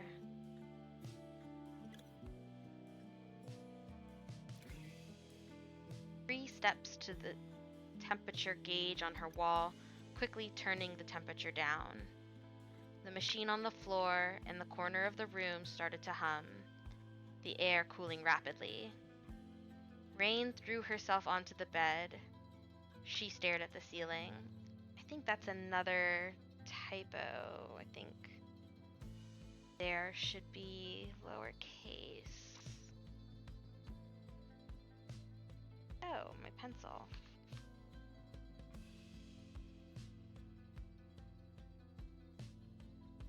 Oh, it's in my lap. Let's see. So this we're thinking needs to be lowercase t. Rain threw herself onto the bed. Yeah. It looks to me like this paragraph has been edited, so maybe, that sentence didn't originally start that way or started it differently. So I am just gonna grab another, we're ready for another note. Aside from the kitties, Eoneth had said that he liked the magic sticker, so let's go ahead and grab our magic sticky.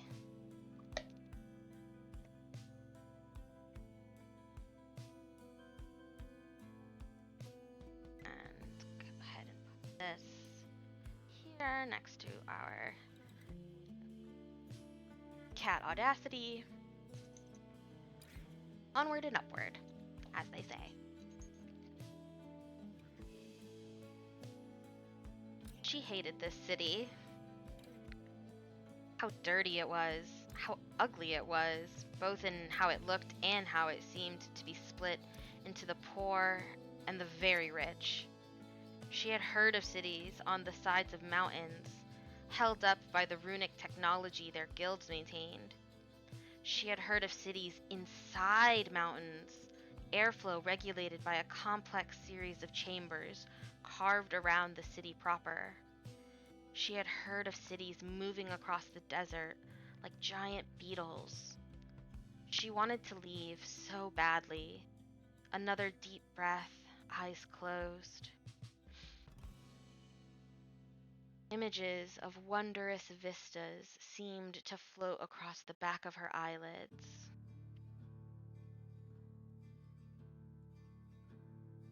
And then there were the Leviathans, mythical creatures of living magic and machinery.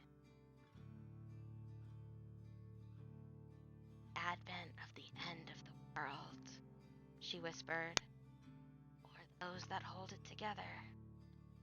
Her eyes were open now as she replayed the scene of the gigantic creature? Construct? Monster? Inking above the clouds. She asked the empty air, sitting up and sliding off the bed.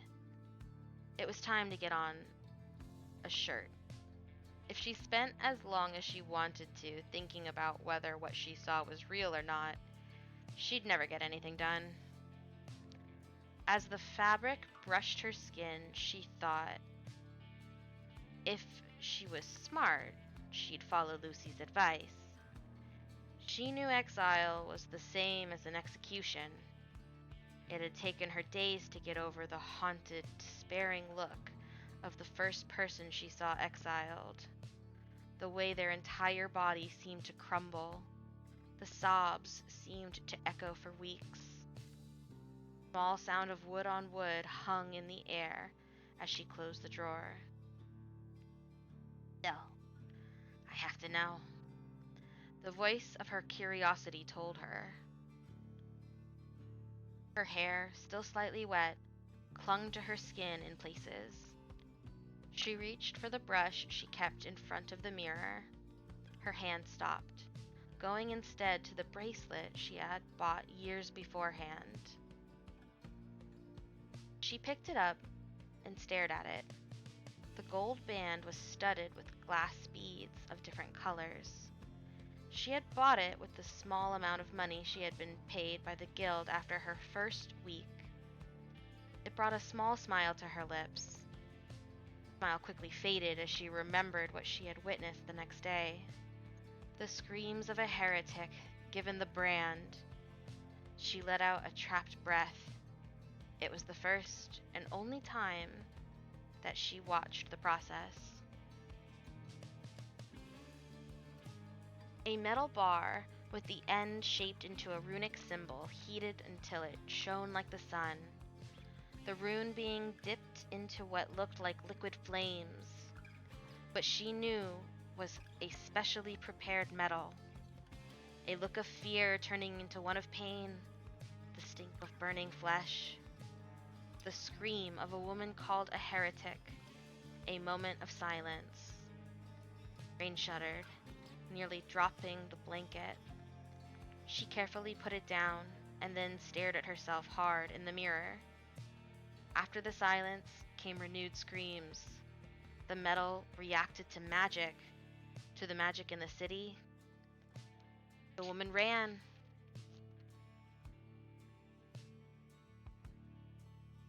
Desperately. The woman ran desperately. The crowd parted.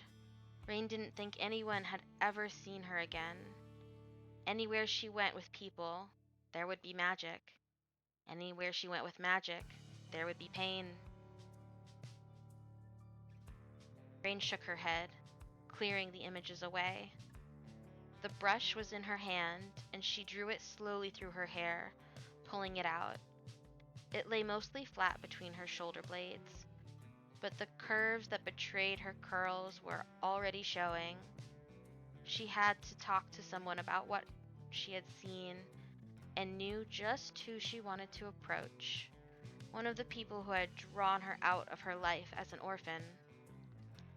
The brush was back on the hard stone top of the dresser, the soft sound of wood on stone following its journey.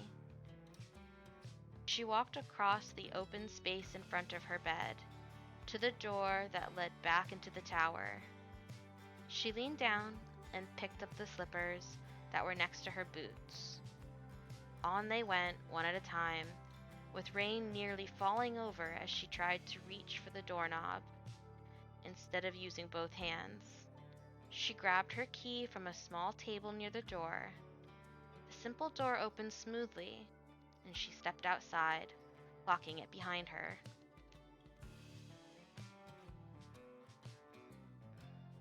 Rain had once caught one of the younger apprentices trying to sneak in, probably encouraged by some of his friends to steal something from the only girl that lived in the tower. Having since switched the lockout for one of her own design, nothing of hers had ever gone missing. Moving quickly through the tower, Rain made for the library. She wasn't in a rush, and she quietly greeted those few that she passed in the wide hallways. They acknowledged her briefly before moving on. Through the thick windows and the end of each hall, nothing could be seen but quickly swirling sand and grit. The storm had hit in full, and it muted acceptance, and with it muted acceptance. Tomorrow would be a busy day, but for now everyone was subdued. The silence was so striking it seemed to echo.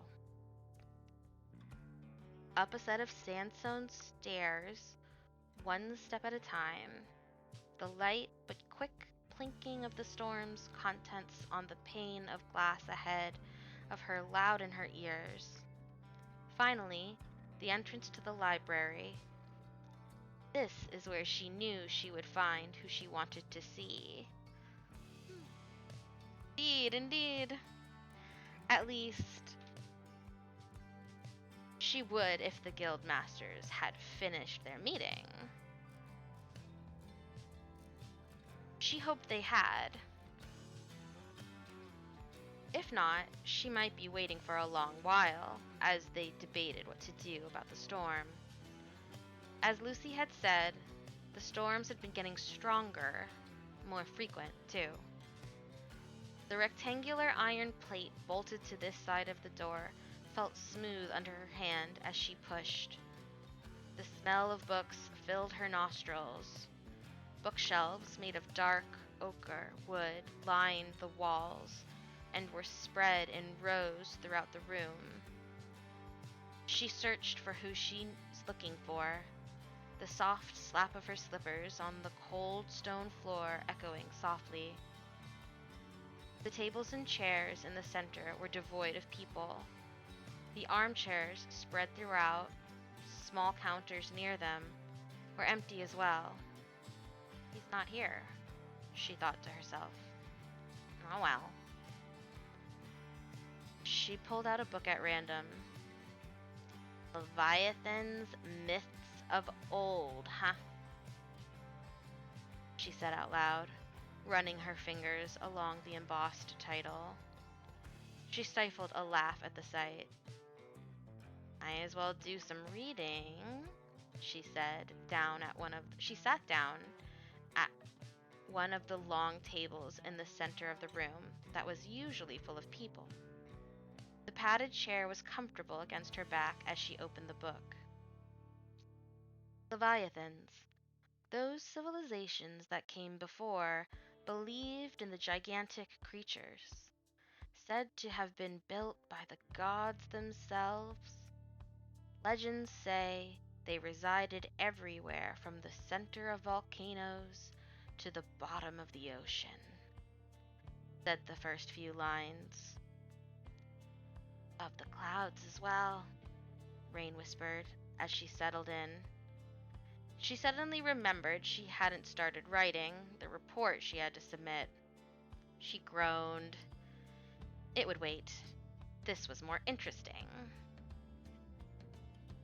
Procrastination. I don't think I noticed this on my first read through, but pretty lucky that Rain pulled a single random book out of the library and it just happened to be Leviathans Myths of Old, like right there on the cover, and also like Leviathans are like a forbidden topic, but this book is just in the regular section where like any old apprentice can wander in and be like, time to read some dangerous literature. Banned books for life.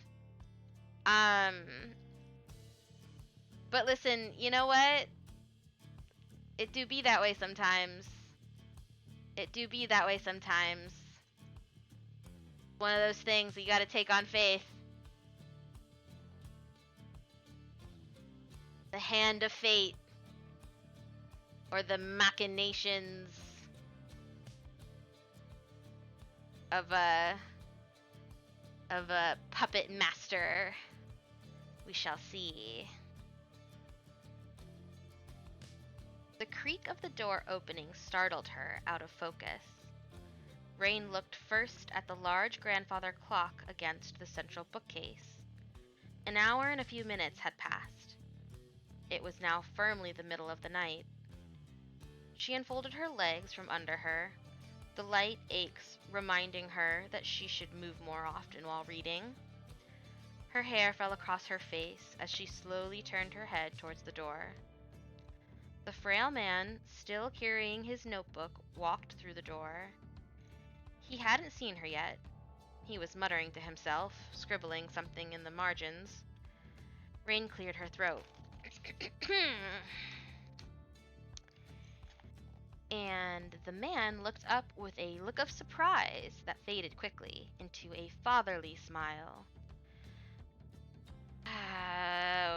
Okay, he's the frail one. I think I gave him like what I picture as being like a kind of like ghostly voice. Um, let's see. Oh, hello, Rain, he said, crossing the distance between them slowly. Hello, sir, she answered, closing the book as he sat down across from her. From close up, it was possible to see past the frailty and into the hard determination of his eyes. One did not become a guildmaster for no reason. His thinning hair sat neatly on his head, pulled into a small, well-kept ponytail. It was already the silver-gray color of Eva, the first moon. He rose an eyebrow at her examination. Something you wish to speak about? He asked simply, a single glance down at his notes before quickly closing the notebook with a snap. Rain looked up at him, a small smile dancing on her lips. He always could read right through her. I could just have come here to read, you know, Rain answered, bringing up the book to show him. A shake of his head, a chuckle. Knowing you would rather be reading in your room with a cup of tea, the man countered, and Rain shrugged. He was right. That much was true. A flash of lightning illuminated the library from the outside, throwing stark shadows against the floor and walls. Rain and the man looked outside. What's happening with the storms, Master Ethan? She asked, and he frowned. His gaze went to his hands, and then to the cover of his notebook. We're doing what we can to find out, child. Rain found the guarded look in his eyes. So you can't tell me, she challenged, and a sad smile touched his lips, all but confirming her suspicions. She took a moment to look around, and then faced him again. She opened her mouth and then closed it. How to word this so she didn't sound insane? Leviathans weren't real. Master Ethan looked on inquisitively but calmly, his left hand over his right in front of him. She knew he would give her as much time as she needed. She sighed. I saw a Leviathan, Master Ethan, Rain said quietly, looking at her fingers, watching them move against the wood, leaving a bright sheen. The man stared, his eyes now firmly locked onto Rain. When I was checking the tower, I saw it come out from above the clouds. It looked just like the ones in the stories you tell me. A great stone whale with 3 pairs of wings, bigger than any of the buildings in the city, bigger than the towers, watching from above. She breathed.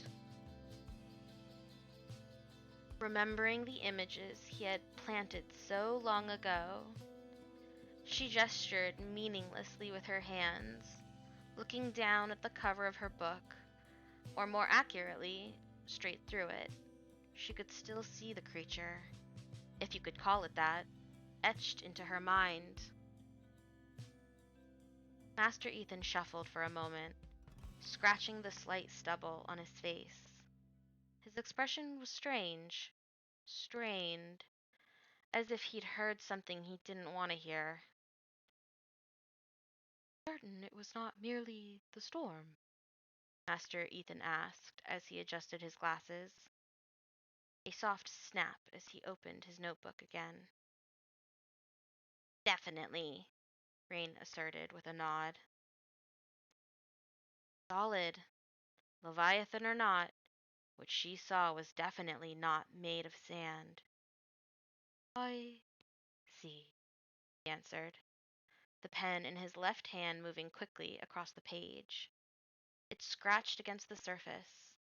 The sound felt loud. Rain, you must not tell anyone else about this, he said quickly. Rain shifted, her hands tracing the word Leviathan on the cover of the book. I won't. I just wanted to know if you knew. What, Rain? That they were real.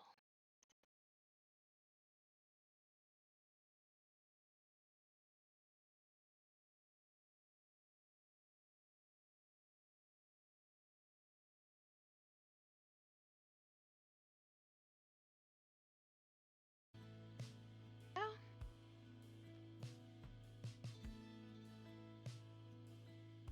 okay.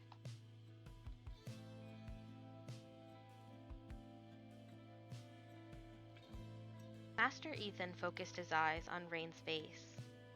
He had put down the notebook again. His hands made a triangle, the tips of his fingers meeting at his lips. Rain, I might have a job for you, he said, taking her off guard. What does that have to do with this? She asked, her eyebrows meeting in confusion. Nothing, Ethan said simply, his pale blue eyes still focusing on Rain. That doesn't make any sense then. Why would you go from that conversation to this one? Obviously they're connected, she argued, and Ethan laughed. Rain opened her mouth to continue, but the master shook his head.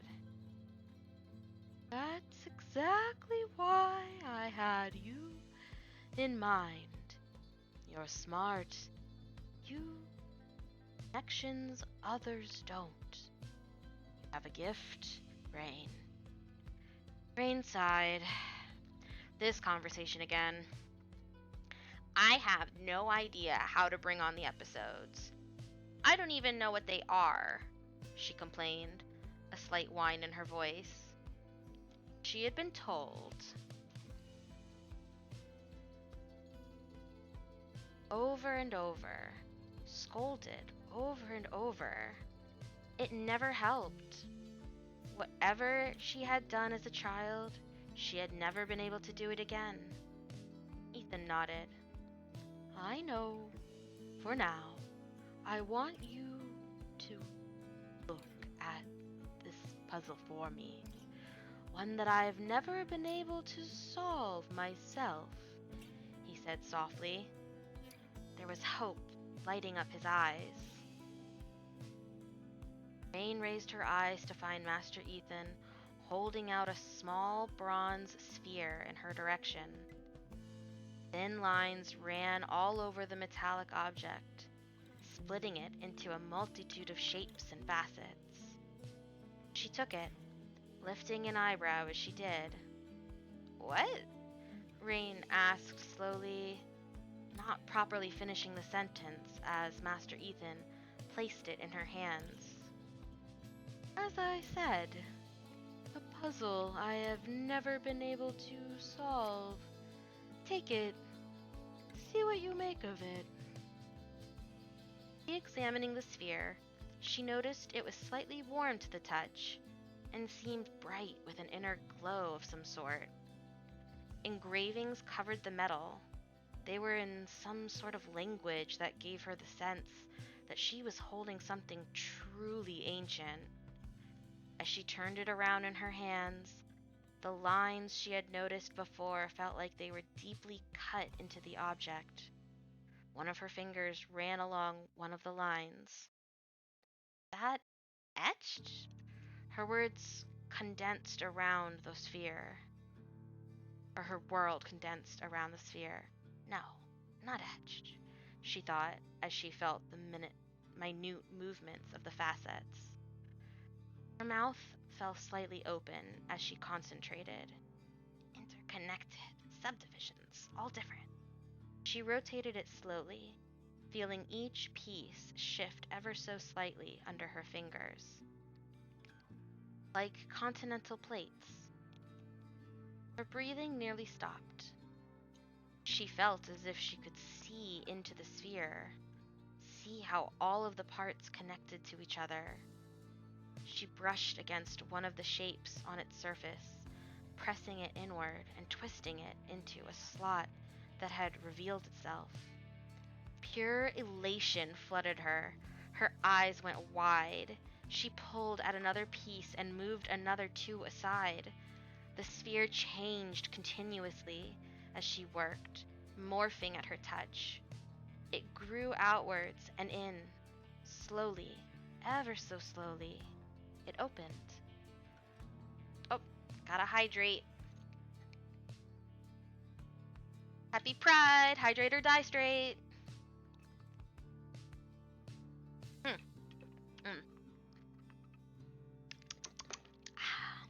Thank you for that. Gotta wet my whistle from all of this weeding awowed. She moved her fingers faster, the click that sounded after each correctly completed motion like the most beautiful of music to her ears. Sweat ran into her eye.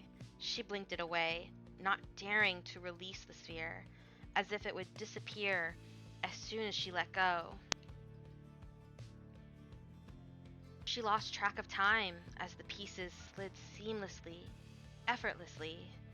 It seemed to take forever. It seemed to take no time at all. And then, with one final resounding click, it was over.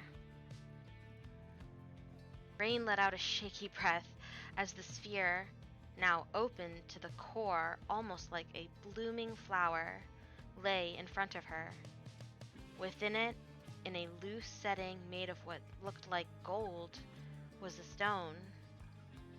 It looked like it was smoldering, shifting between reds, oranges, and whites, as if the stone itself were crystallized flame. Rain stared at it, breathless. She felt like she was going into shock. Rain suddenly remembered that she was sitting across from Master Ethan. Her mouth parted in surprise, and her eyes darted up to look at him. She was still shaking, sweat running down her forehead. Her quick breaths, the only sound in the room. Master Ethan's face was frozen in a look that was a mix of surprise, happiness, and the smugness that came with being right. He took a breath. It was shaky, as if he had been holding stale air in his lungs as she worked.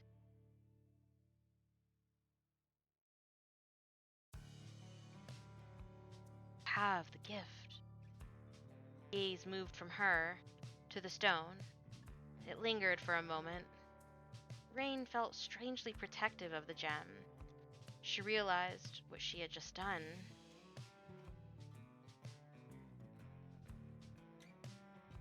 Her expression quickly changed from surprise and contentment to careful neutrality. Her eyebrows came together for a moment. Everyone who had heard of her episode as a child had called her a freak. What would someone say after actually seeing one? Never seen it happen before, have you? She asked cautiously. Yes, I have. Just not to you. And never quite so extreme, the man answered. Rain's eyes met his for just a moment. This is news to her. He wrapped his hand in a small cloth, extending his hand towards the stone. Rain pulled the sphere away unconsciously, raised an eyebrow but smiled. May I? He asked, gesturing towards it. Rain hesitated for just a moment. The glint in Master Ethan's eye was anything but gentle. It spoke of hunger. Just as quickly as she had seen it, though, it was gone. Rain swallowed, sure she had imagined it, and let him approach. Master Ethan adjusted his glasses, and then the cloth, before carefully lifting the stone from the center of the sphere.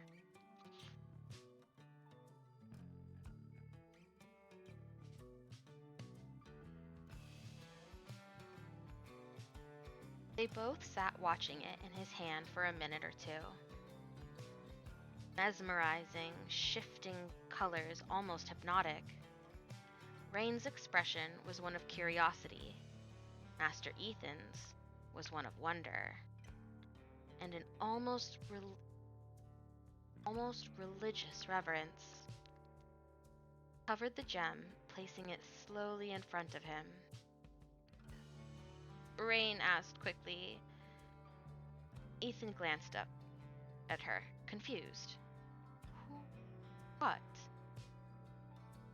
Who else have you seen do this? Ah, came the sound of understanding. One moment. He continues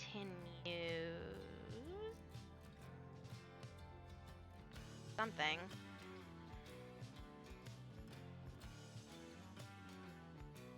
He continued as he opened the notebook and watched. I think this is a D.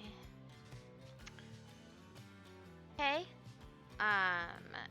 While we wait for Beck Muffin to get back, let's pick out a fun page marker. Yay!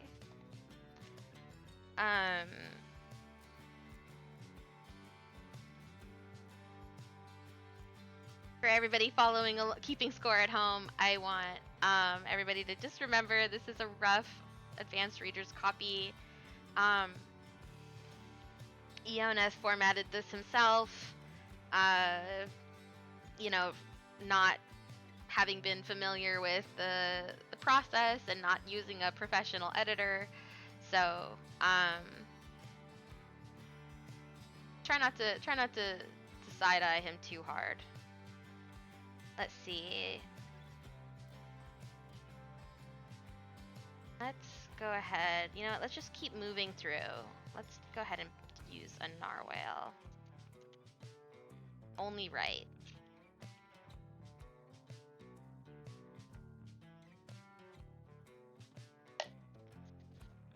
Use a narwhal.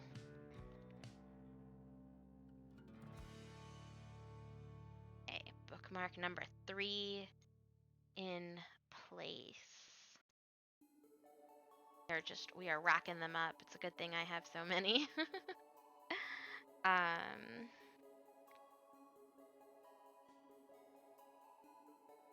On theme. I'm gonna have to get some like cool steampunk sticky notes or some cool D&D sticky notes.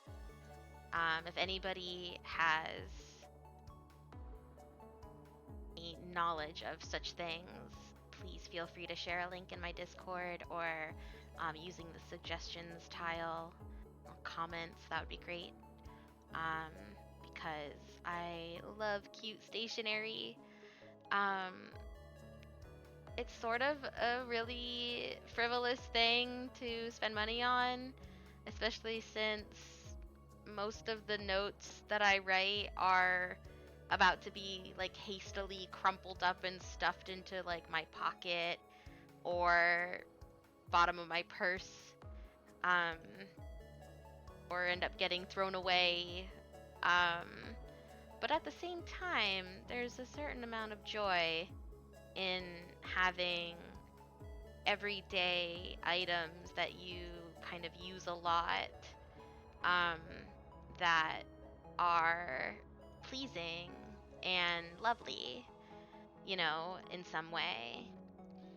And I really think that, for um, tactile things, um, the tactile aspects of writing, um, the the touch feedback of your hands, either handwriting across the page or typing with your fingies on the keyboard, right? The touch feedback when you read um, a physical copy of a book, for example. Um, I just think that while it's not critical to the object's function that it be decorative or that it be lovely in some way, I just think that I'm so sick of the minimalist, chic, light, white, open emptiness of so much quote unquote modern design in like the 2010s. Um, and, you know, clutter that is sort of out of control is one thing. I think you need to do some soul searching if you find yourself in an environment that you're unhappy with because of the stuff that is supposed to make you happy. Like, that's a conversation that one must have with oneself. Um, but I do like decorating my spaces and objects and possessions um with a sort of similar design aesthetic to a magpie, right? Like, if it's shiny, clackety, we likes it, we wants it. Um, and this goes for dice. The tactile feedback is one of the best parts of getting to play Dungeons and Dragons or tabletop RPGs, and you will not take dice from me. No siree, Bobcat.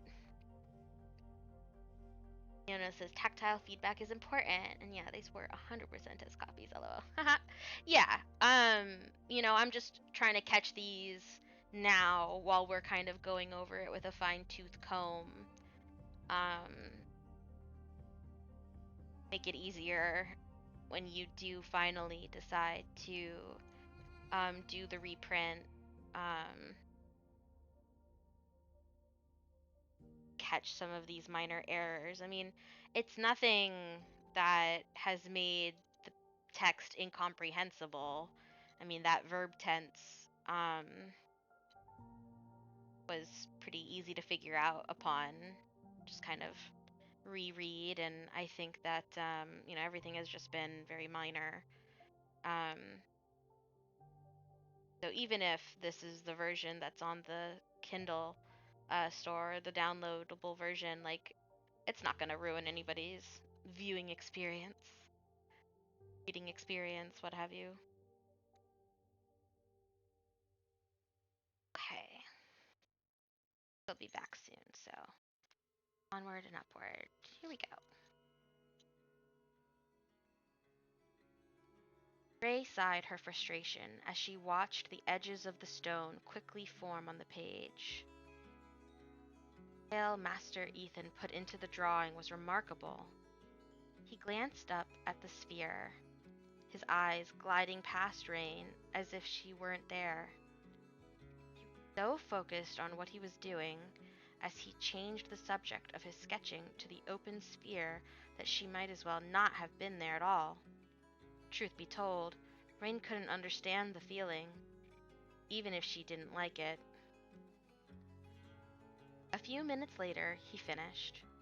Rain had her arms crossed, staring up at the steady lights on the ceiling and the flashes of lightning through the windows. when he cleared his throat to call her attention. She looked down. His fingers were stained with ink, and he was careful to keep them from smearing the page as he set aside his notebook to dry. He seemed to ignore the ink that had gotten on the cuffs of his shirt. Rain's eyes met his, and she waited. A few seconds grew into a minute to 2, and then 3. Rain cocked her head, raising an eyebrow. Welcome back. Oh yeah, it's kitty dinner time. They're starving.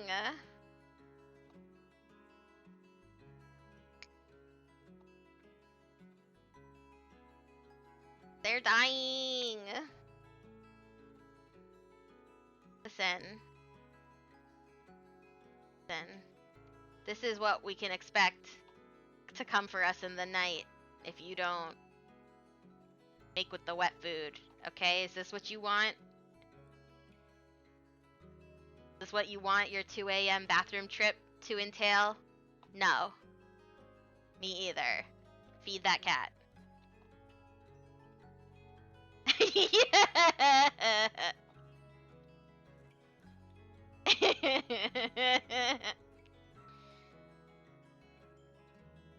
The best part is that I just have these like stashed in here. They're not even like I have to go fishing for them anymore. They're just cached in OBS because sometimes I just have a mighty need to show you all what it is we go through.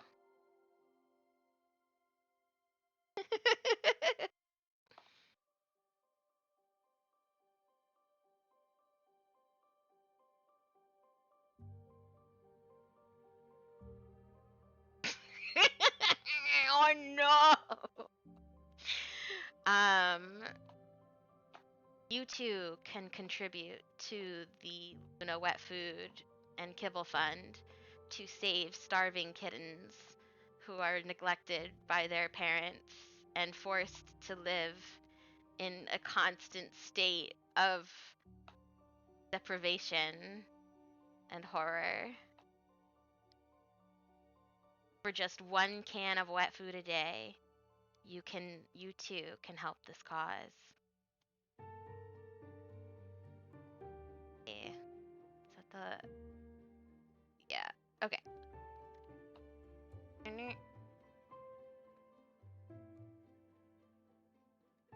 Rid of these.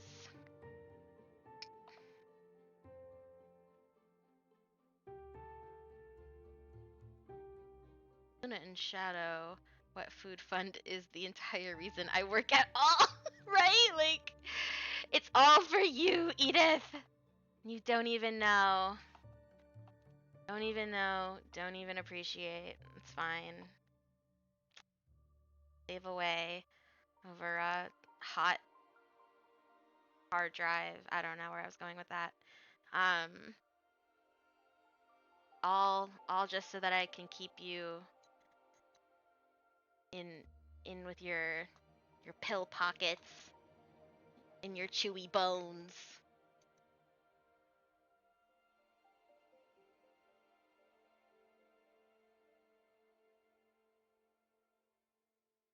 Wove his fingers together on the table in front of him. Just did. Difficult to explain, but I will try to be brief.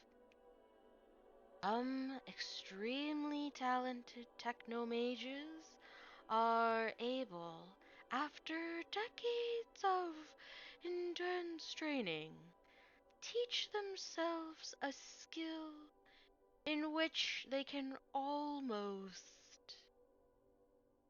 sense, would be the word, the inner workings of nearly any object with moving or magic.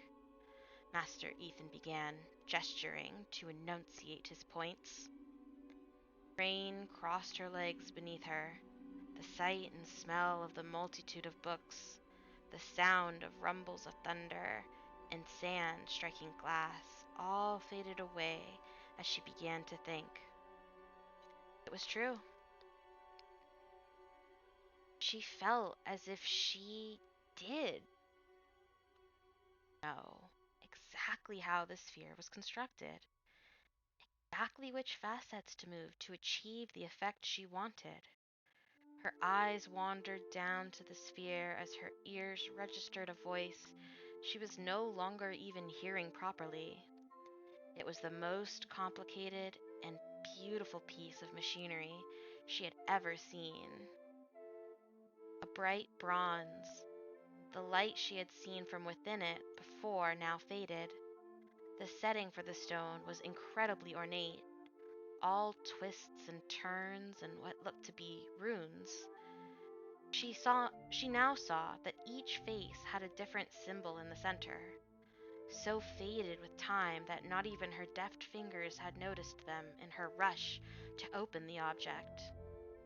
She remembered how it felt, simply knowing what had to be done, where everything was, how everything moved. It was exactly like the time she was a child. When the guild had found her, Rain blinked once, refocusing on Master Ethan. He was still talking. Oops, she thought, barely stifling a laugh. You didn't hear a word I said, did you? He asked. I did, just not after the beginning. Sorry, she answered sheepishly. Master Ethan sighed, raising his hands in exasperation. A small, warm smile on his face as he shook his head. Never mind, then, he said. Was the last time this happened when you were a child? He questioned. Rain shook her head by way of response. A few times since, but nobody believes me about it. The other masters think I must be lying and that fixing that conduit was just a fluke, she lamented. He cocked his head to the side. It may be best if you don't speak to any of them about this, he told her. Not even Master Ronier? She asked, surprised. Ronier, the violet-eyed senior technomage that had argued for her to join the guild and had later ascended to master. Then shook his head, and then his face suddenly grew serious. The soft lines hardened. Rain, can I trust you? He asked, looking right into her eyes. Rain was taken aback and shaken entirely out of her reverie. Of course, she answered truthfully, forward as she untangled her legs. Hide this stone.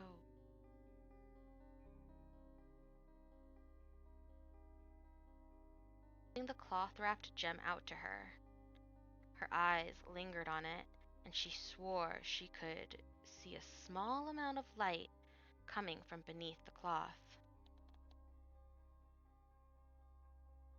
From who? She asked, her eyes flicking up to him and back, and then back down to his outstretched hand. Everyone, earnest answer. His voice was almost strained, as if he wanted to tell her more, but couldn't. Protect you, she knew. Still, her eyes betrayed her curiosity. Master Ethan paused for a moment, as if struggling with something. He glanced at his notebook and then at her. His mouth came together in a hard line as he made his decision. Storms are getting worse, Rain, he whispered, almost conspiratorially. Rain looked at him in confusion. And? What does that have to do with the gem? She asked. and he shook his head. It feels to me like unraveling, he answered, as if ignoring her question. He leaned back in the chair and looked up at the ceiling, lost in memory for a moment. My youth, the storm you see outside would have been considered the greatest storm of the century. Now, it's just one among many, he breathed. Master Ethan refocused on her and sighed, holding out the stone once more. Find the answers you seek, Rain. I know it, he finished. Find, Rain thought, not get. Rain knew that asking any more questions wouldn't get her any more answers about what she was supposed to do with it. She took the stone from his hand almost reverently and carefully slipped it into a pocket. I'll keep it with me until you ask for it back, she said simply, and he smiled sadly, as if that would never happen, as if there was an unspoken reason he would never get the chance. For some reason, that struck her. He had never looked like that before, like he was lost. What is it? She prodded. He stayed silent. A curious one, finally sighed after a few seconds of empty air. You're doing the thing where you don't answer my questions again, Master Ethan? Rain complained, pouting. The man laughed, breaking the tension between them. He shrugged.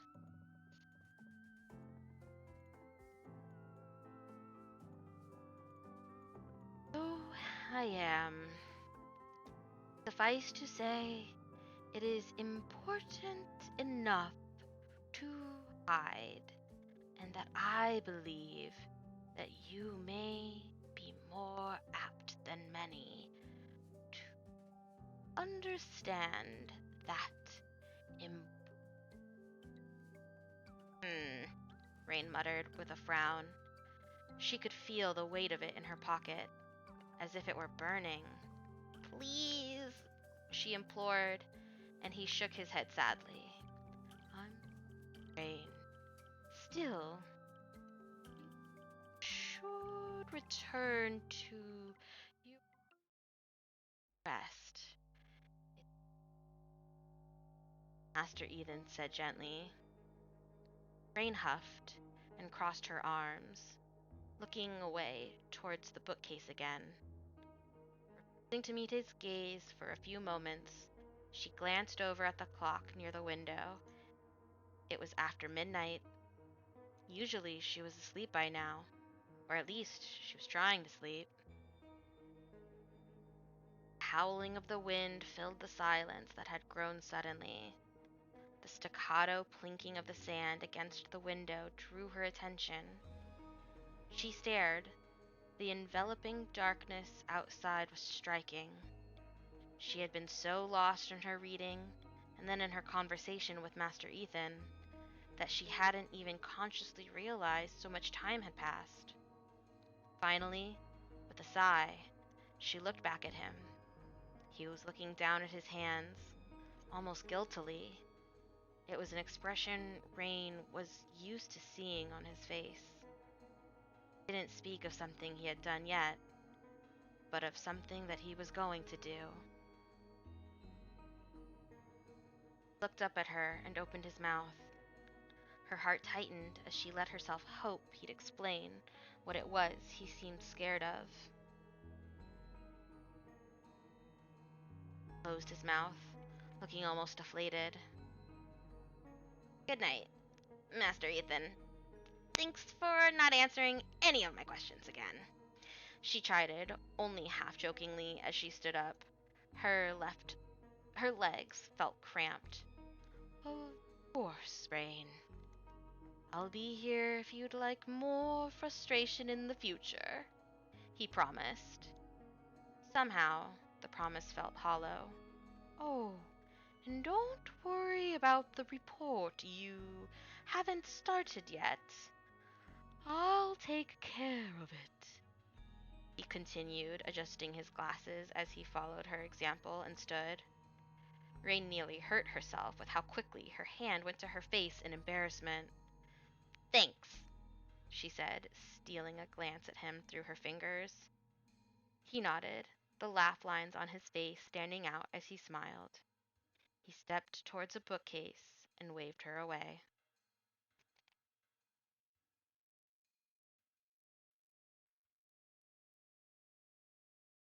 20 minutes later, and Rain was laying in bed. She stared at the dark ceiling, tracing the lines and knots in the wood. The small light on the nightstand was still lit, providing a dull glow. Her soft shadow mirrored her movements as she raised a hand upward, spreading her fingers. She stared. She could still feel some of the elation that had flooded into her as she examined the sphere. If she concentrated, she could feel it in her outstretched hand. She closed it into a fist and looked towards her dresser, hand still extended. She had hidden the stone inside amongst her clothes. Her gaze wandered back to her fist. She opened it again and lowered it onto her bare chest. She always preferred to sleep with as few clothes as possible. She felt it was more comfortable. Chill in the air seemed to caress her skin as she pulled the covers up to her neck and turned onto her side. Her hair fell against her face. A pit opened in her stomach. She didn't know what was bothering Master Ethan, but she had a bad feeling about it. Hopefully, it would prove to be nothing. Oh, famous last words. Hopefully indeed. Come on, Rain, that would be pretty boring. She turned off the light with the press of a button on the side of the lamp. Her room was plunged into darkness. Flashes of lightning highlighted the crossbar in her window against the opposite wall. Rain closed her eyes and fell asleep to the image of a stone that appeared to be made of flames. Famous last words, right? Never. Like, oh, hopefully it'll be nothing. Like, uh-huh. Yep. Just keep hoping.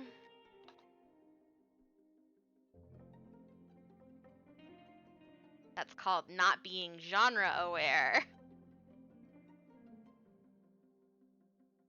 Yeah.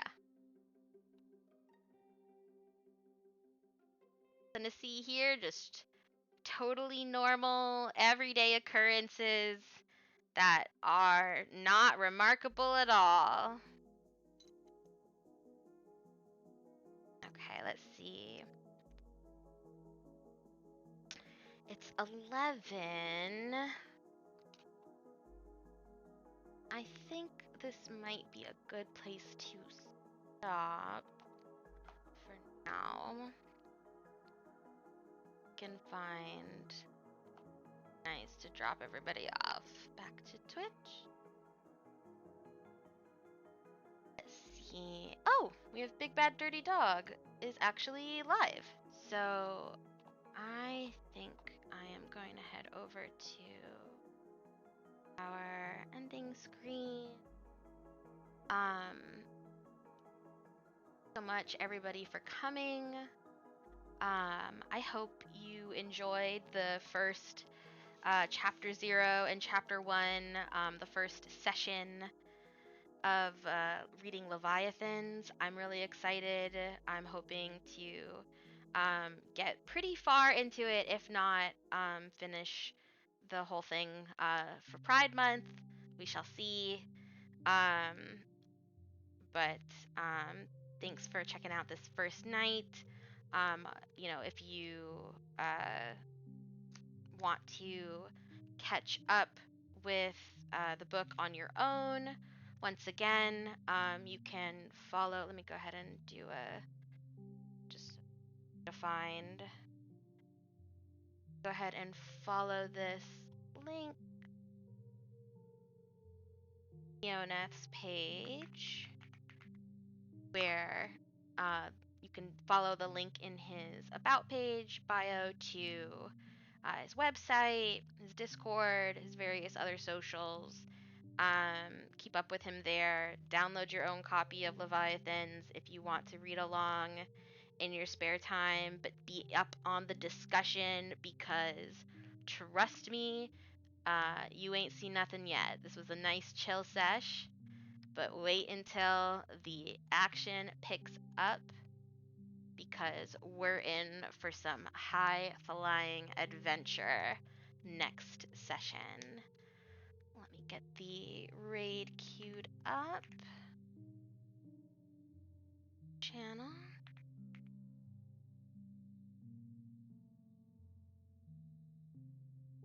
Um, Hang around for the raid if you don't mind. Say hi to Big Bad Dirty Dog for me. Tell him I sent you. Like I said, his community is super nice and he is super friendly. He's playing a community game right now, so you can jump right in, and I promise nobody is gonna make you feel weird about it. Um, or you can just hang out, pretend like you're chilling with a bunch of your buds. It's super chill. Have fun, and I'll see you next time.